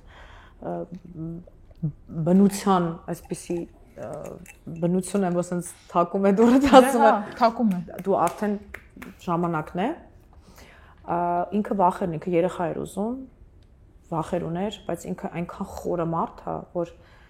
ինքը պատկերացում ուներ իր կողքի տղամարդը ինչպես պետք է, անգամ մազի գույններն է պատկերացնում, որ ինքը սենց պետք է լինի։ Ու ինքը միշտ ասում էր 14 տարի շարունակ ես իմ ապագա ամուսնուն հանդիպելու եմ Burning Man ֆեստիվալում, բայց չեմ ընկալում, մարդը 14 տարի իմացել է այդ։ Բայց ամեն տարի գնում եք հաստատված հետ էր գալիս։ Եկավ Հայաստան ու այդ ժամանակ մի քիչ խառնված էր, ճիշտ ասած ցանկությունը իր երախու ունենալու շատ մեծ էր ու այնպես ստացեց որ նա գնաց Գեղարդում կանգնած էր հերթում այդ ջուրը, որ ջուրն է հոսում, իր դեմը կանգնած էր մի կին, շատ սիրուն երեխա է, բալիկով իր ձեռքի մեջ։ Քուրիկս հերթում նայեց այդ կնոջ ասեց, ինչ սիրուն երեխա է։ Ասեց, գիտեք, չէ, 8 տարի ամուսնուց այդ երեխա չէ ունենում, այս ջուրը խմեցի, երեխա ունեցա։ Քուրիկս հո ջուրը չխմեց, որ գնաց, ինքը գնացել էր ուղղակի մոմ վառելու, բայց միգուցե դա Աստծուց նշան էր կամ չգիտեմ, հիմա ամեն մարդ թող իր հավատքի ուժն է։ Պատմությունը ես երբ որ պատմում եմ, ինքը միշտ sense շատ շքեղ է հնչում, բայց իրոք այդպես էր, որ ասեց, լսի, այդ երեխուն որ տեսա այդ կինը որ դա ասեց, ես գնացի այնպես այնպեսի հավատքով ես այդ ջուրը խմեցի։ Հենց այդ հավատքն է։ Հա, ես հետո գնացի ջուրը խմեցի, մցեցի վերես, բայց ոչ։ Մենակ ջուրը խմելով չի լինում, իվա։ Պարզվեց մենակ ջուրը։ Չէ, հիմա եթե ծուրը նստենք դուզը խոսենք, քո ասած նախ Գեղարդ հավանքը, Գեղարդը ինքնին իսկապես հրաշագործ վայր է, եւ այդ ուղղակի որ նայում ես ինչ ուժ ունի իրենով, այդ անհավանական է։ Այդ ջուրը հրաշագործ աղբյուր է, որը գալիս է սարերի խորքից ու հենց եկեղեցու ներսով է, չէ՞, դե գնում ու մարդիկ գալիս են հավատքով։ Բայց երևի ամեն մեկը ունի իր ժամանակը։ Այո, ամեն մեկը միգուցե ունի ժամանակը եւ ասեմ ավելին, ես մինչ այդ իրան տարել էի մի հոգեվոր մարդ կա այստեղ, ում հետ ես էներգետիկ աշխատանք եմ անում, նա դաշտս է միշտ բալանսավորում եւ քուրիկիս տարա իր մոտ, ասեց ես երեխա եմ ուզում, ասես հա բայց դու արդյոք ուզում ես, թե ուզում ես, որովհետեւ վախենում ես քո տարիքից եւ այլն եւ այլն։ Ու ինքը ասում չէ, ոնց թե ես ուզում եմ, հետո գնացում մյուս օր ինձ ասեց Իվ գիտես ճիշտ էր ասում։ Ես մինչև այն ամենախորքը ես չէի զգացել, որ ուզում եմ մայրանամ։ Ինչևէ, մի երկու շաբաթ հետո դրանից գնացինք Burning Man ֆեստիվալ,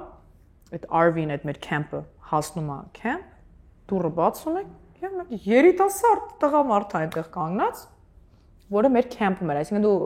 community-ներով ենք մենք այնտեղ խմբերով։ Մեր մոտ 200 հոգի մի տեղում էին մնում։ Սիրահարվեցին, սիրավեպ սկսվեց, Burning Man սիրո պատմություն։ Միշտ ասում էր, ես ուզում եմ ինձանից ավելի տարիքով մեծ, հասուն, դոմինանտ, ասեմ, բայց միգուցե Աստված ավելի լավ գիտի քեզ ով է պետք, որովհետև դու ինքդ դոմինանտ ես արդեն։ Բացի դրանից հեչ տարիքա դոմինանտության կամ հասունության հետ կապ մենք բախտավոր ենք, որովհետև մեր փեսան արտակարգ տղամարդը եւ 28 տարեկան պատրաստ լինել հայրանալ, դա իրոք պետք է սովետությամբ 28 տարեկանում նամանավանդ Եվրոպայում ֆրանսիացի են։ Հիմա իրար շատ սիրում են եւ երջանիկ ընտանիք են եւ այս տարի վերադառնում ենք որպես իրենց ամուսնությունը այնտեղ անենք։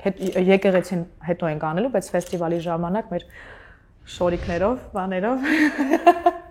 Rising from the ashes of the burn, choosing this family, choosing to ride down the Milky Way straight into their arms.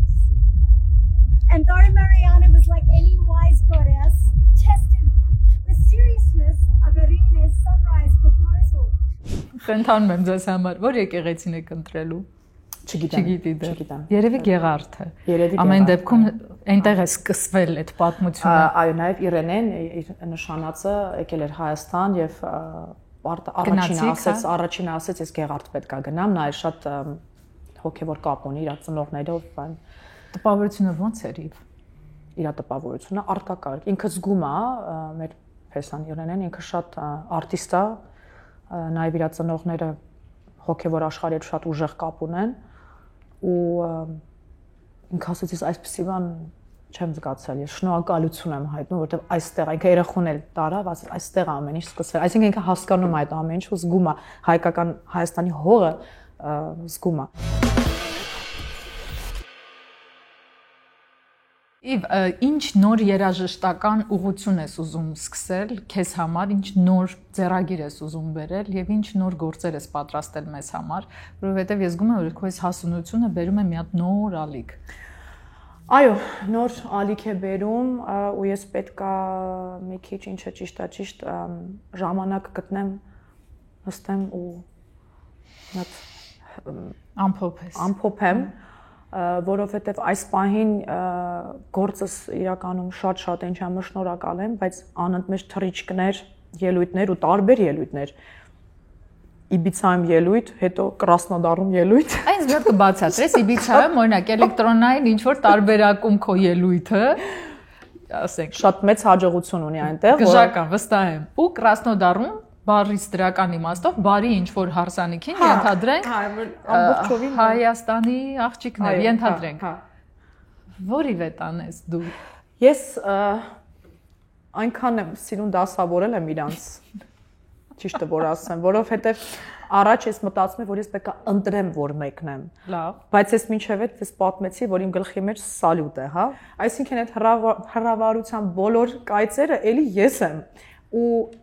երբ որ ես երգում եմ Սերկա երկնքում Երևանի, դա ես եմ։ Երբ որ ես երգում եմ Շալախո, դա էլ է Իվետան։ Ջավախցի Իվետան։ Ջավախցի Իվետան, այո։ Բայց երբ որ ես Minimum House Electro եմ երգում, ակնոցներս դրած ու դա էլ է Իվետան։ Երբ որ ես Մարգարիտ եմ երգում, անկեղծ խոսքեր ինքս ինձ հետ, դա էլ է Իվետան, այսինքն ինչպես դու ասացիր մի քիչ առաջ, որ կինո ունի տարբեր տրամադրություններ, տարբեր գույններ, տարբեր էություններ, ինչու ընտրեմ։ Եթե բոլորն էլ ես եմ, ես վստահ եմ, որ այս աշխարհ գալուց առաջ ասել այն հոգին, ես տենց եմ զգում, մաքսիմում քո պոտենցիալը փորձի օգտագործես։ Ու ես կարծում եմ, որ հələ անգամ մակերեսային եմ ես հասկացել, ես ինչեր կարող եմ անել։ Հիմա շատ հետաքրքիր տրանսֆորմացիա է գնում, բայց հիմա այնքան երգեր կան, որ ձայնագրում ենք ու տարբեր այդ աշխարհներից պետք է արվի։ Շատ տարբեր։ Դու մի անգամ դրել էիր քո ինստայում 4 լրիվ տարբեր երգ։ Ես ընտրել էի այն, որը ցավոք ընտրել էր շատ քիչ մարդ, որը Who am I։ Հիմա անգիր չեմ հիշի, բայց շշմելու սիրուն երգ էր։ Եվ դու որոշեցիր ընտրել այն երգը, որը որ ընտրել էին բոլորը։ Այդ զուտ նրանից էր, որովհետև անկեղծ ասած հերթականությունով դա առաջին երգն էր, որը պատրաստ էր։ Չէ, բացի դրանից իմ կարծիքը երբեք պոպուլյար չի երաժշտության տեսանկյունից։ Բայց դու ընտրել ես երևի Who am I երգը, որ ասում է իմ հին ու նոր եսը, նայում են իրար, փորձում են հասկանալ ում հետ թողնել, ում հետ քայլեն առաջ։ Մեկը կախվածին երազանքներից, մյուսը այս վերջին ծուխով հանում է կեղծը թոքերից, սուտ աշխարհ հետ կսմնաց կտավիտ մեջ անմահացա։ Զենֆիրան վերջերս Երևանում ունեցավ շշմելու համերգ։ Շատ տխուր եմ, որտեղ այդ ես ուզում եի գնա այդ համերգին, մարդ չգտա ով ինձ հետ գնա, պարզվեց բոլորը գնացին, իսկ ես կիլիկի եմ նստած, դու էլ։ Ես մարդ չգտա ում հետ գնայի, արդյունքում ես չգնացի ու ինձ չեմ ներում, որովհետև իմ մանկության երգչուհիներից է եղել Զենֆիրան եւ ու հեղինակային երգի ամենասիրուն դրսևորումներից է, որը երբևէ կարող է լինել, բայց եւ նա շատ ուրախadir է ձայնի նկատմամբ։ Օրերով կարող է ձայնը դնել մինչև իր ուզածին հասնի։ Եվ հետաքրքիր ֆենոմեն է, որ մենք Զենֆիրան լսելիս չենք լսում տակի երաժշտությունը։ Մենք լսում ենք նրա խոսքը, որը երգ է։ Եվ աշխարհի այն քիչ երգիչներից է, որ հենց խոսքն է մեզ հասցնում։ Ու իր հեղինակային երգերն են դրանք։ Իր վատն ու լավն է, իր մենակն ու ցավն է։ Ինքը շատ ցավ ունի, ես իրան անկեղծ ասեմ, ես իրան այնքան չեմ ճանաչում, բայց ես այդ նույն օրը, թե մյուս օրը թռիչք ունեի եւ վիպով անցնելուց այնտեղ շատ մարդ չկար, մենակ ես ու ինքն էինք։ Գոնե այդպես, հա, ինքն էր իր մենեջերի հետ եւ իր թիմի հետ եւ ես եմ իմ թիմի հետ ու վիպում դե որ առանց փոքր է, այսինքն շատ մարդ չկա, security check-ը անցնելուց ես վերարկուս դրեցի ու զգացի, որ այնտեղ մի մարդ է, ով որ այս sense է։ Հա, ուզում եմ չնկատվի։ Բացարձակ։ Ու ես այդ պահին շուռ եկա նայեցի իրան։ Ու գիտեք, ինքը ուղղակի այդ պահին այս sense փակվեց, ուզում էր անհետանար, որովհետև դու քո ջավախեց ու էներգիայով իրան։ Չէ, ու ես նայեցի իրան ու ես զգացի ինքը, ես հասկանում եմ ինքը ինչ ազգում, որպես արտիստ, դու էլ գիտես, մենք գիտենք այդ հայացքները ինչ կարող են անել, քանդում են քեզ։ Քանդում են, բայց ես իրանը ինքը ուրեմն այնքան խորը աշխարհ ունի, այնքան էմոցիաներ, չգիտեմ, ինչ ներքին աշխարհ ունի, հզոր, որ ինքը ներքին աշխարհ երբեմն չի։ Երբեմն չի, ես իրան այդպես չեմ, բայց այդ մի հայացքը ես կիսեցի, այդ մի վարքյան ավել նայեցի իրա վրա, շուռ եկա, որովհետև հասկացա, որ ես չեմ ուզում իրա տարածքը բանում, ինքը ուզում էր ուղղակի անհետանար այդ բանը։ Գոնե այդպես տեսա։ Այդ դու գիտես այդ ներքին վիճակը դրա համար այդպես վարվեցիր նրա հետ։ Իհարկե։ Այսինքն կան օրեր, երբ դու ուզում ես ամեն դեպքում այդքան սիրով հանդերձ, բայց անհետանալ։ Իհարկե, պարտադիր իմ շատ լավ ընկերը Բեռնարդոն Դուբայից միշտ ասում է you have to cocoon։ Ասում է cocoon-ի դու արտիստ ես, ասում է դու մեկում ես պետք է մտնես քո cocoon-ի մեջ ու դա շատ ավելին քան կարևոր է, այսինքն ես աշխատում եմ վերադառնաս ինքդ քեզ, էլի իմի գաս։ Այսինքն, երբ որ բեմի վրա կանգնած ես հազարավոր աչքերը պորտալ են, հա, մեր բոլոր աչքերը ունեն մի տիեզերքի արտացոլանք է, հա, մեր տիեզերքի արտացոլանքն է, այսինքն մարդ ունի իր մեջ տարբեր էմոցիաներ ու շատ էմոցիաները միշտ չէ որ լավ են, հա, այսինքն մարդ ունի ցավ իր մեջ, պայքար, եւ այդ գիրքը, հա, որ փորձում է կարդալ, եւ գալիս է քո համերգի եւ նայում է միայն քեզ, այդ բոլոր հազարավոր աչքերը նայում են միայն քեզ, այսինքն դա իմ համար բեմ բարձրանալը դա էներգետիկ աշխատանք է, իմ գործը նրանում է, որ ես ճիշտ այդ էներգիաները կարողանամ ճիշտ չափով վերցնեմ, իմը տամ ու ինքը փոխհարաբերական ինտերակտիվ էներգետիկ աշխատանքը ես ինքս ինձ խոստում եմ տվել ու արտիստի գործը նրանում է որ մի բան փոխես իր մեջ այսինքն գալիս եք ինձ լսելու ուրեմն գոնե մի բան ձեր աշխարհում թող լույսավորվի դա բավականին մեծ աշխատանք է էներգետիկ այսինքն այո, պետքա գնաս ու մարսես, պետքա վերադառնաս քո պլյուս գալիս են, ձեռ են տալիս բոլորը, կապնում են, գալիս են այս կողերը գիտես ինքդ որ տանում է իհարկե, շատ է տանում այսպես, հետո պետքա պաշտպանվես, լավով եմ ասում, որպեսզի գոյատևենք, դա առհասարակ մարդը, ով որ արտիստ չէ եւ public figure չի մեր երկրում, ինքը անգամ հոգնում է այդքան ամենի, դե պատկերացրեք կին լինելը ու արտիստ լինելը։ Հետո ինձ թվում է ավելի շատ հոգնեցնում է հետոն, այսինքն բեմում դու պատրաստված ես, դու տալիս ես եւ այո ստանում ես ու ելի արագ վերադարձնում ես։ Դա է քեզ տրված աշխատանքը ի վերուստ։ Հաջորդ քայլին դու իջնում ես բեմից եւ ուզում ես անհետանալ, Զենֆիրայի նման։ Այո, քո պատմածի, բայց չունես տարածք անհետանալու, բացի քո միակ տունը 4 պատով, որտեղ կարող ես փախչել։ Քիչ թե շատ, եթե իհարկե հարևանը գլխիդ ջուր չի լցնում, օրինակ, քո պարագային չի լցնում։ Չէ, ակլոր ունենք այնտեղ որ։ Ակլոր կամ շինարար, ջուր մեկը տարածքում դրոցով հիշեցնում է իր գոյության մասին։ Ու Հայաստանում երևի ամենաբարդը, ի տարբերություն եվրոպական այլ քաղաքների, երկրների կամ Ամերիկայի Միացյալ Նահանգների այն է, որ տարածությունը փոքր է, եւ դու միշտ հասանելի ես։ Եվ պարզ է, որ սիրո պատճառով նաև ուզում են քեզնից ստանել այդ կտորը։ Հա, դա ծանր գործ է։ Դա ծանր գործ է, բայց դե հետո մենք ինչու ենք շարունակ։ Եթե հեշտ լիներ, շատերը կլինեին այս արտիստ կամ կանեն այդ գործը։ Շատ անգամ եղել է, որ մարդիկ մոտեցել են ասեն, դե քո համար հեշտ է, էլի, շորը թաքնում երգում ես կամ իմ մոտ չստացվեց, քո մոտ ստացվեց, բայց ուրեմն ես վստահ եմ, որ ամեն մեկի մոտ կյանքում Աստված sense քեզ տանում է ու մի ընտրության ամեն անգամ ու ընտրության արժեվ է կանգնեցնում։ Իրոք արդյոք ուզում ես սա, թե ոչ։ Եվ այդ արդյոք ուզելը միշտ ավելի դժվար ճանապարհն է։ Ես միշտ ասեմ, այ իհարկե ուզում եմ։ Հետո հասկանում ես, որ դու քո ուզի գերին ես։ Այո, ես ուզում եմ, այսինքն դու գին ես վճարում ամեն քո որոշման համար, ամեն մեկս մեր կյանքում ամեն ինչի համար գին պետքա վճարենք։ Թե ինչքան գին է, մենք ենք որոշում։ Բայց այդ որ դու երբ որ բեմի վրա եմ ու այդ իրավունք ունեմ այդ իմ մեջի շունչը ձևավորեմ, իմ մեջով անցկացնեմ ու նվիրեմ մարդկանց, դա միշտ հաղթել է ամեն ինչ, այսինքն քո հոգնությունը անհետանում է, երբ որ դու հիշում ես այն երջանկությունը։ Այո, ինքը որևէ կախվածությունից ամեն ինչից իմ համար վեր է։ Բայց երբ որ դու ուզում ես իրապես հանգստանալ ու Հայաստանում ես, ինչ ես անում։ Գնացիր տուն։ Լռություն։ Ահա, էլ ինձ չմեղադրեք։ Լիովին անգամ երաժշտություն չի հնչում ինձ մոտ։ Ահա, ինձ բոլորովին չմեղադրեք։ Չէ, որտեղ ես եմ լռության հիվանդ։ Պարտադիր լռություն, որովհետև այդ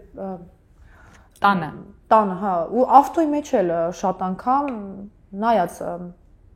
բայց հետո ես խոսացել եմ շատ երաժիշտների հետ, DJ-ների հետ, մարդիկ ովքեր որ բեմի վրա են, իրանց մոտ էլ է լռություն, այնպես որ նորմալ է, զգայարանները պետք է մի հատ հետ կան, բոլորս ունենք մեր գլխի մեջ ձայն։ Այդ ձայնի իմ գլխի մեջ դնելու եմ ես։ Ու դու կեսը դնելու ես։ Չէ, իրոք այդ ձայնը, որ մեր գլխի մեջ է, այդ ում ձայնն է։ Չգիտեմ, մեր ձայնն է, չէ։ Ում է դեք խոսում ենք մեր գլխի մեջ։ Բայց անընդմեջ մեր գլխում այդ ձայնը կա, որ այսինքն մեծ որ փորձես կողքից լսել նայել ինչ է ասում, այսինքն մարդ ով լիքը բողոքում է, ուրեմն ինքը ներսում էլ է լիքը բողոքում։ Ես ու ամեն ինչը սովորության վրա է։ Ամեն ինչը սովորության վրա է։ Խոսքը, որ ասում ենք, մարդիկ չեն գիտակցում ինչքան ուժ ունի խոսքը։ Ոնց ես, ոչինչ, մի կերպ, յոլա։ Ես սկսել եմ ասել, я лучше всех, ով որ մանավանդ ռուսերեն։ Հա, я лучше всех։ Իվա ուրախություն ես դու ռուսերենով։ Իրոք նկատել եմ, որ լինում, ասենք, օրը որ բացվում է, եկեք կենտրոնանանք նրա վրա, թե ինչ ունենք, այլ ոչ թե նրա վրա, թե ինչ չունենք։ Թումանյանն էր ասում, օրը կբացվի բարինել հետը։ Բարինել հետը։ Բոլոր հեքիաթներում այդ ասվում է հայկական։ Օրը կբացվի բարինել հետը, հա, որովհետև գիշերը միշտ գույները ավելի խտանում են ու քեզ թվում է, որ վերջն է արդեն։ Ես դա բազմաթիվ անգամ ասել եմ, բայց մեր մտքում կան մոտավորապես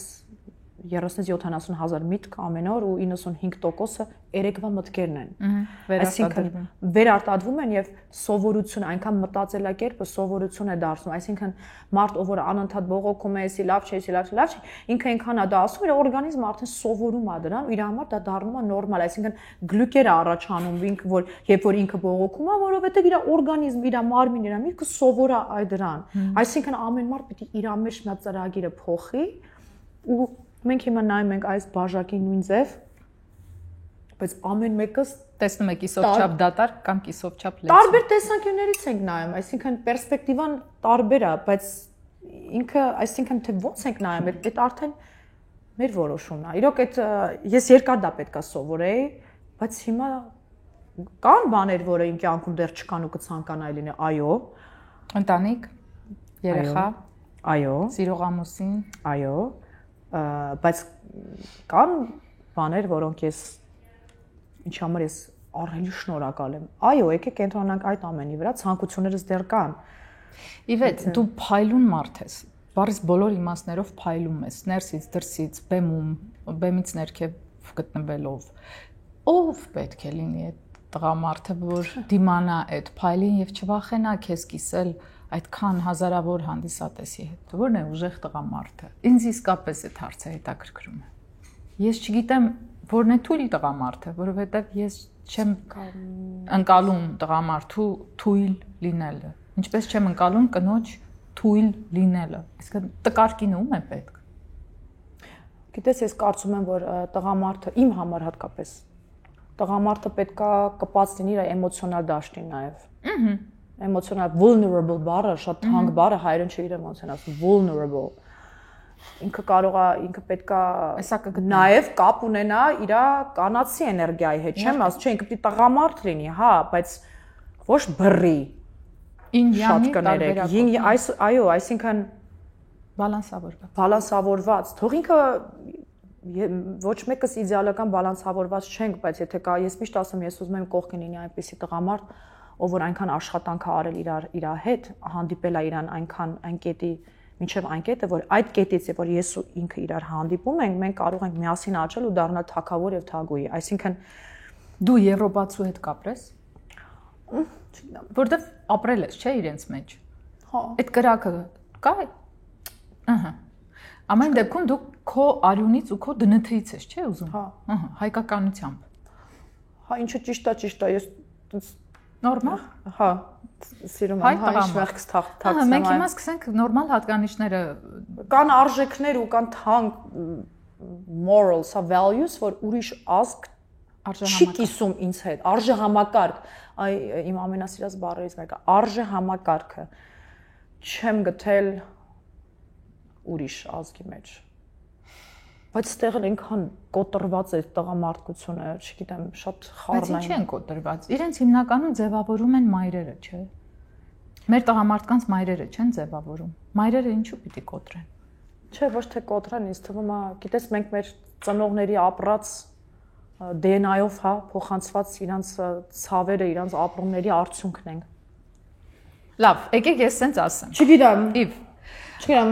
եկեք դուք պատասխան։ Քո հանդիսատեսը, որը վստահաբար քեզ շատ սիրում է, խենթանում է ու հիանում է, անկախ սեռից, հա, այդ հանդիսատեսի, այո, նաև վախենում է, եթե խոսում ենք արական սեռի մասին, որովհետև իրենց վրա վստահ չեն, ոչ թե որովհետև դու ես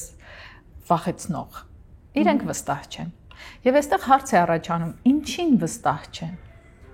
Իրենց ուժին, քո հավատարմությանը, իրենց տղամարդկային էներգիայի զորությանը, ինչին վստահ չեն։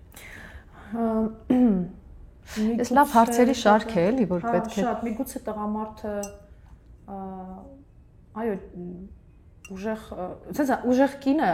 տղամարդիկ բախում են ուժեղ կանանցից, բայց ուժեղ կինը, եթե իր կողքը լինի տղամարդ, ով որ համակարգով առողջ է, հա, իր մաշկի մեջ իրան առողջ է զգում, լավ է զգում ու ինքը ուժեղ չի, ինքը ավելի փխրուն կլինի։ Կդառնա փիսուկ։ Այո։ Բայց պետք է նաև այդ տղամարդը կարողանա տանի մի կին, ով որ իր կարծիք ունի, իր ձևաչափ ունի։ Ես կարծում եմ խնդիրը ոչ թե կնոջ կարծիք ունենալու մեջ է, այս պարագային քո մասին եթե խոսենք, այլ քո հասարակության մեջ ակտիվ լինելու, որովհետև այդ տղամարդը պիտի հաղթահարի այդ հասարակությանը, եւ բոլոր են կարծրատիպերը, որոնք մեր հասարակությունը խորապես ունի։ Համաձայն եմ, իրականում հա տղամարդկանց հետ շփվելուց մեր երկրում այդ բարդույթը իմ մեջ էլ կա, ոչ բայց ես հասարակության մեջ մարդ եմ, էլի, այսինքն այդ բարդույթը իմ մեջ էլ կա շփման մեջ, ես չգիտեմ ոնց շփվեմ, որ այսինքն այսինքն ոնց շփվես, որ հանկարծ իրան չվնասես։ Չէ, գիտես ոնց շատերի համար ես Իվետա Մուկուչյանն եմ։ Դու Իվետա Մուկուչյանն ես։ Դու չես կարող հանել քո բեմական կերպարը, ինչ է թե լինես այնքան հասարակ, որ չվախենան քեզ մոտենալու։ Դա իսկ արտ երկրում ավելի հեշտ եմ շփվում, այնտեղ Իվետան եմ ուղղակի, այնտեղ չկա հայկական այդ արժանապատվը։ Չեմ ինչ անեմ, հարցի լուծումը չգիտեմ։ Չգիտեմ։ Ես մեր կամուրջներում տեղեկացնեմ, եթե մի բան փոխվի իմ կյանքում։ Ամենայն հենց հիմա ամենայիմ սիրած մասն է այս մասը։ Այ իսկական Իվետան է սա, անմիջական, շատ իսկական, շատ ազնիվ, շատ բաց իրականում, անխմբագիր եւ հենց դրանով ամբողջական։ Բայց հա բոլոր հարցերի պատասխանները իրոք ազնիվ տալիս ես, շատ ազնիվ ես տալիս, անգամ երբ որ չունես։ Գիտես, մենք բեմական հղկումով անցած մարդիկ ունենք մի շատ վատ հատկություն։ Այնքան ենք մեզ հղկում, որ մեկ-մեկ այդ անկեղծությունը կորչում է։ Գնում է 8-րդ պլան, որ այնպես խոսես, որ չվնասես նրան, 3-րդին, 4-րդին, ինչ որ դու սկսում ես շատ ընդլայնված մտածել, ու այդ ընդլայնված մտածողության մեջ կորցնում ես քեզ։ Փակում ես էլի քեզ ուրիշներից։ Հա, բալանսավորված ես, բայց իսկական ես տեսել եմ քո տարիներ առաջվա նիհար Իվետա Մուկուչյաններ, արդեն երկարալից մի քիչ մազերով, հա, այսքան չեմ հիշում թեման, բայց այնքան լավ իմաստով ջղային ազնիվ ու գիտես ինձ մի տեսակ առանց վախի թե քեզ կդատեն, այ այդպես է իր պատասխանում։ Հա, հետո ուղղակի համաձայն եմ քեզ հետ, բայց այդ ժամանակ նաև այս հասարակության մեջ չէի նոր է, չէի ծեծվել, ասա այդ բառը։ Հա, ես գալիս է պահ, երբ որ դու հասկանում ես, որ դու այս հասարակության մեջ ես ու այս հասարակության մեջ պետք է դոզան շատ չես կարող տալ, ցավոք սրտի, այսինքն կա հագուստ, որը հագնում ես քննադատում են, մի բան ասում ես քննադատում են, այսինքն դու արդեն ես ոչ թե կասեի գցում ես 8-րդ պլան, ես ուրիշ այդ նույն բանը կասեմ ուրիշ խոսքերով, ավել չեմ ուզում տամ, շատ կլինի իրանց։ Հա, այսինքն տալիս ես այնքան, ինչքան իզորու են մարշելու։ Ինչքան ամեն մարդու պետք է խոսած իր լեզվով, իր հասկանալու չափով, այսպես։ Ես այդպես եմ նայում, ես պայքարները ինձ հետ ունեցել են, որ ախր ես էս եմ, բայց այստեղ էս եմ, սենց պետք է լինեմ եւ այլն եւ այլն։ Իսկ դա էլ որ փոխում ես ուղակի, որովհետեւ ես այն իսկական իվետան, այն վայրի իվետան ինքը կա, ինքը արխային ինքը կա։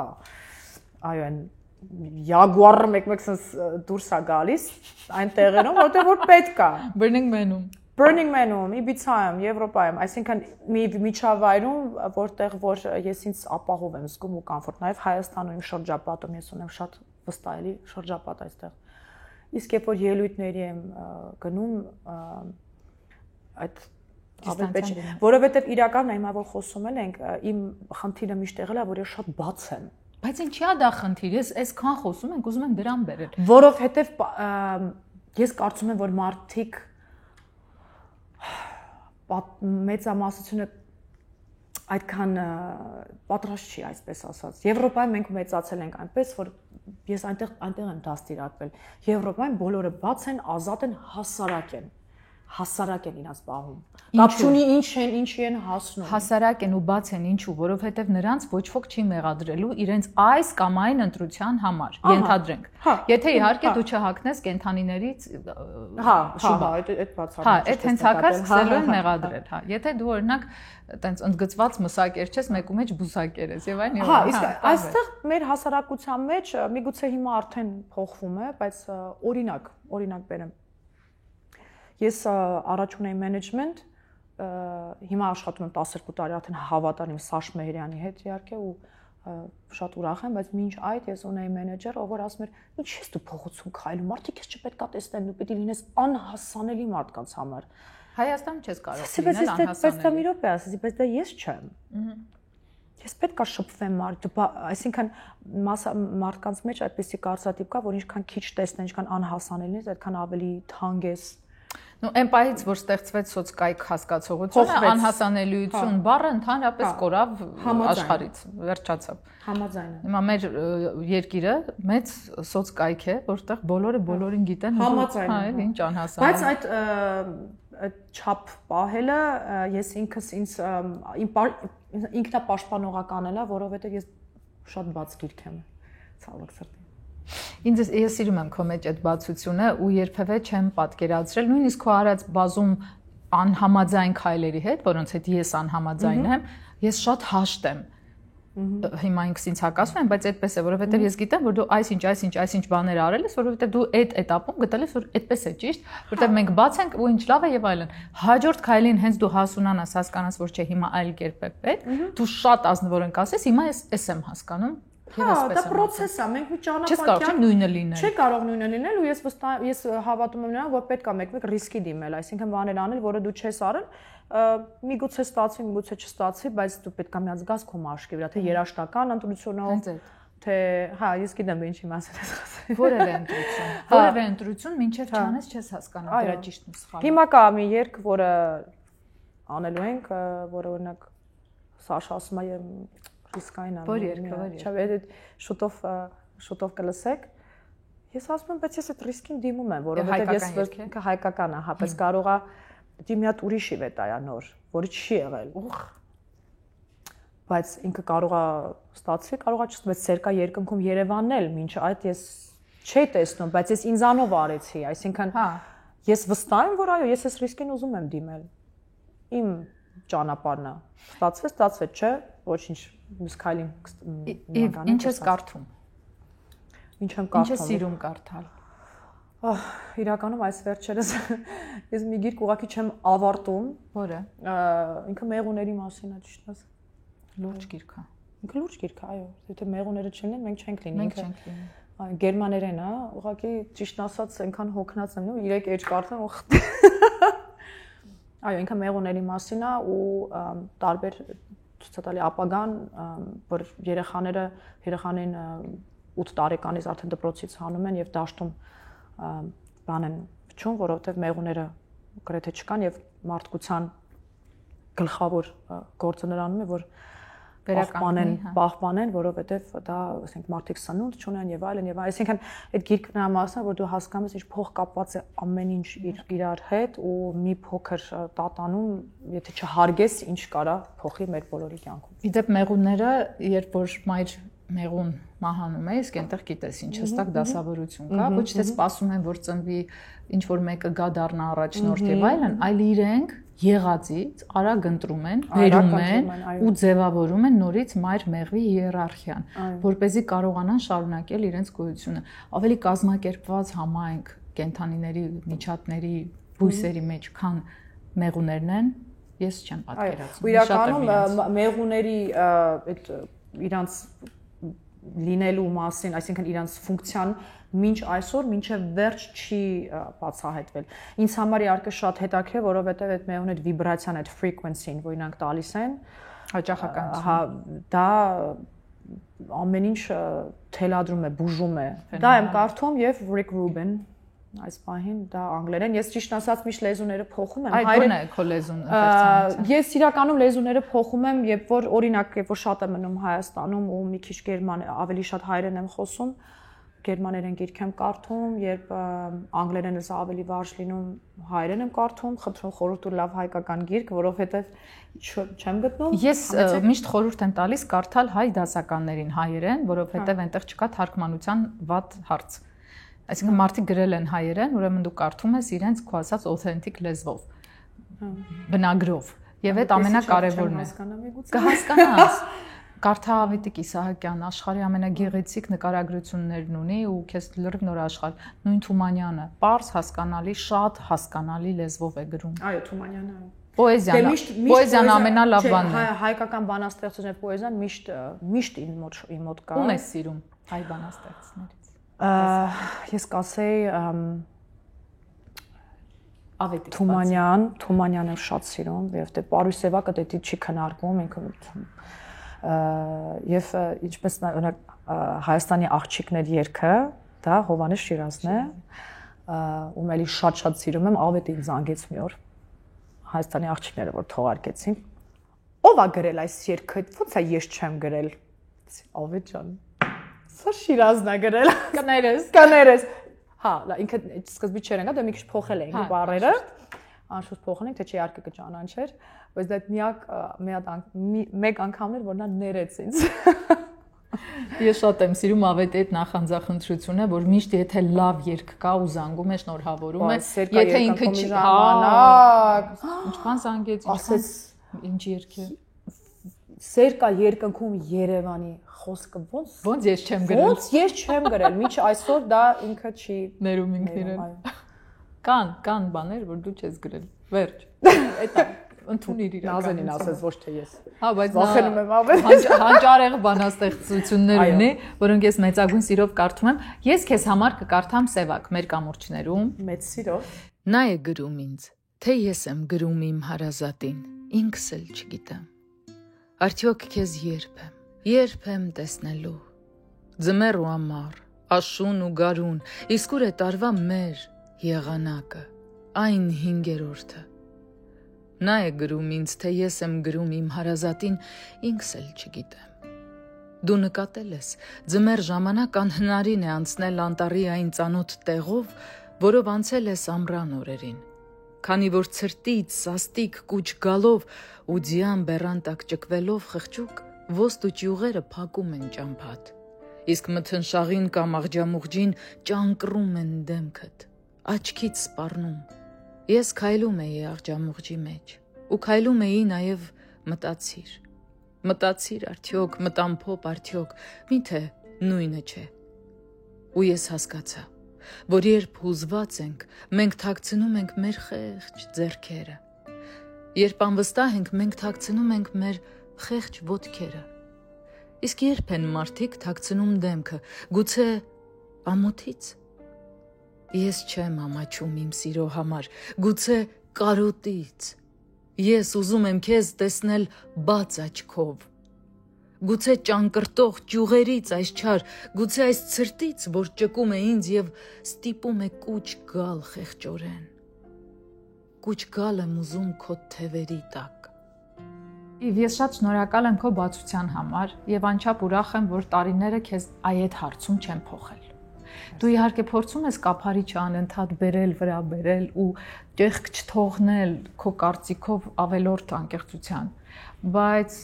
անկեղծությունը երբ է լինում ավելորդ։ Այ միգուցե իմ մամայի դաստիարակությունն է, որովհետև նա երբեք չի թողել, որ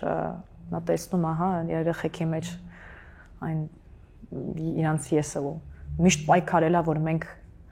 լիովին մենք լինենք, ես եւ քուրիկս, իրոք դա իմ մամայի ու պապայի դաստիարակությունն է նաեւ։ Շնորհակալություն քո ծնողներին, նաեւ քո քույրիկին։ Ես Իվետային մաղթում եմ միայն մի բան, որպեսզի իր կյանքում գտնի այն կամուրջը, որի այն մյուս կողմում կանգնած է լինելու իր ուժեղ տղամարդը։ Այն տղամարդը, որը քո փայլից քո փայլով շլանալու է, բայց չի կուրանալու, այլ տեսնելու է քեզ ամբողջապես։ Շնորհակալ եմ։ Ես էլ կգամ ու սիրով ձեզ հետ կտոնեմ ձեր առաջնեկի ծնունդը։ Այդպես որոշեցինք։ Սիրելի, շատ հաճելի է Նազանի ջան, միշտ քեզ հետ շփվելը դա թանկ է, լիցքավորում է, դաստիարակում է։ Իրոք հոգիս լցվում է, իրոք։ Ես այսօր շատ լցվեցի, ես շատ շնորհակալ եմ։ Եվ ամփոփելով ուղղակի ուզում եմ ասել մի բան։ Մեր կամուրջները մարդու մասին են, մարդու իր ներսի հետ կապի մասին են։ Եվ գուցե ես ուզում եմ ցույց տալ ձեզ մեր ամեն արտիստի ապրածը ու արածը, բայց միևնույն ժամանակ ես ուզում եմ ցույց տալ, որ նրանք ճանապարհ ունեն դեպի իրենց առաջին հերթին։ Եվ եթե այդ ճանապարհին ինչ որ մի բան է այնպես չի, մի մեղադրեք, որովհետև նրանք հեշտ կյանքով չեն անցնում։ Եվ այդ ճանապարհը ունի մի նպատակ՝ դարձնելու նրանց վերջում յուրեղ մաքուր, որակապես առավել լավը, ավելի ճիշտ հղկված, այն փայլուն քարը, ադամանդը, որը որ փայլում է հետո բեմում ձեզ համար։ Ուրեմն մի մեղադրեք, մի փորձեք ցեխով պատել այդ փայլուն ադամանդը, այլ փորձեք հիանալ նրա փայլով, շքեղությամբ, թանկությամբ եւ բացառիկությամբ։ Կամուրջները այսօր այդ դրա մասին են։ Կհանդիպենք, չմոռանաք զանգակը սեղմել, կոճակը սեղմել եւ բաժանորդագրվել իմ YouTube-յան ալիքին ու անպայման գրեք մեկնաբանություններում, թե ով որ երկրից է դիտում, որ երկրում եք սպասում Իվետային ելույթներով, նրա որ երկն եք սիրում եւ ինչպիսինն է ձեր Իվետա Մուկուչյանը։ Կհանդիպենք։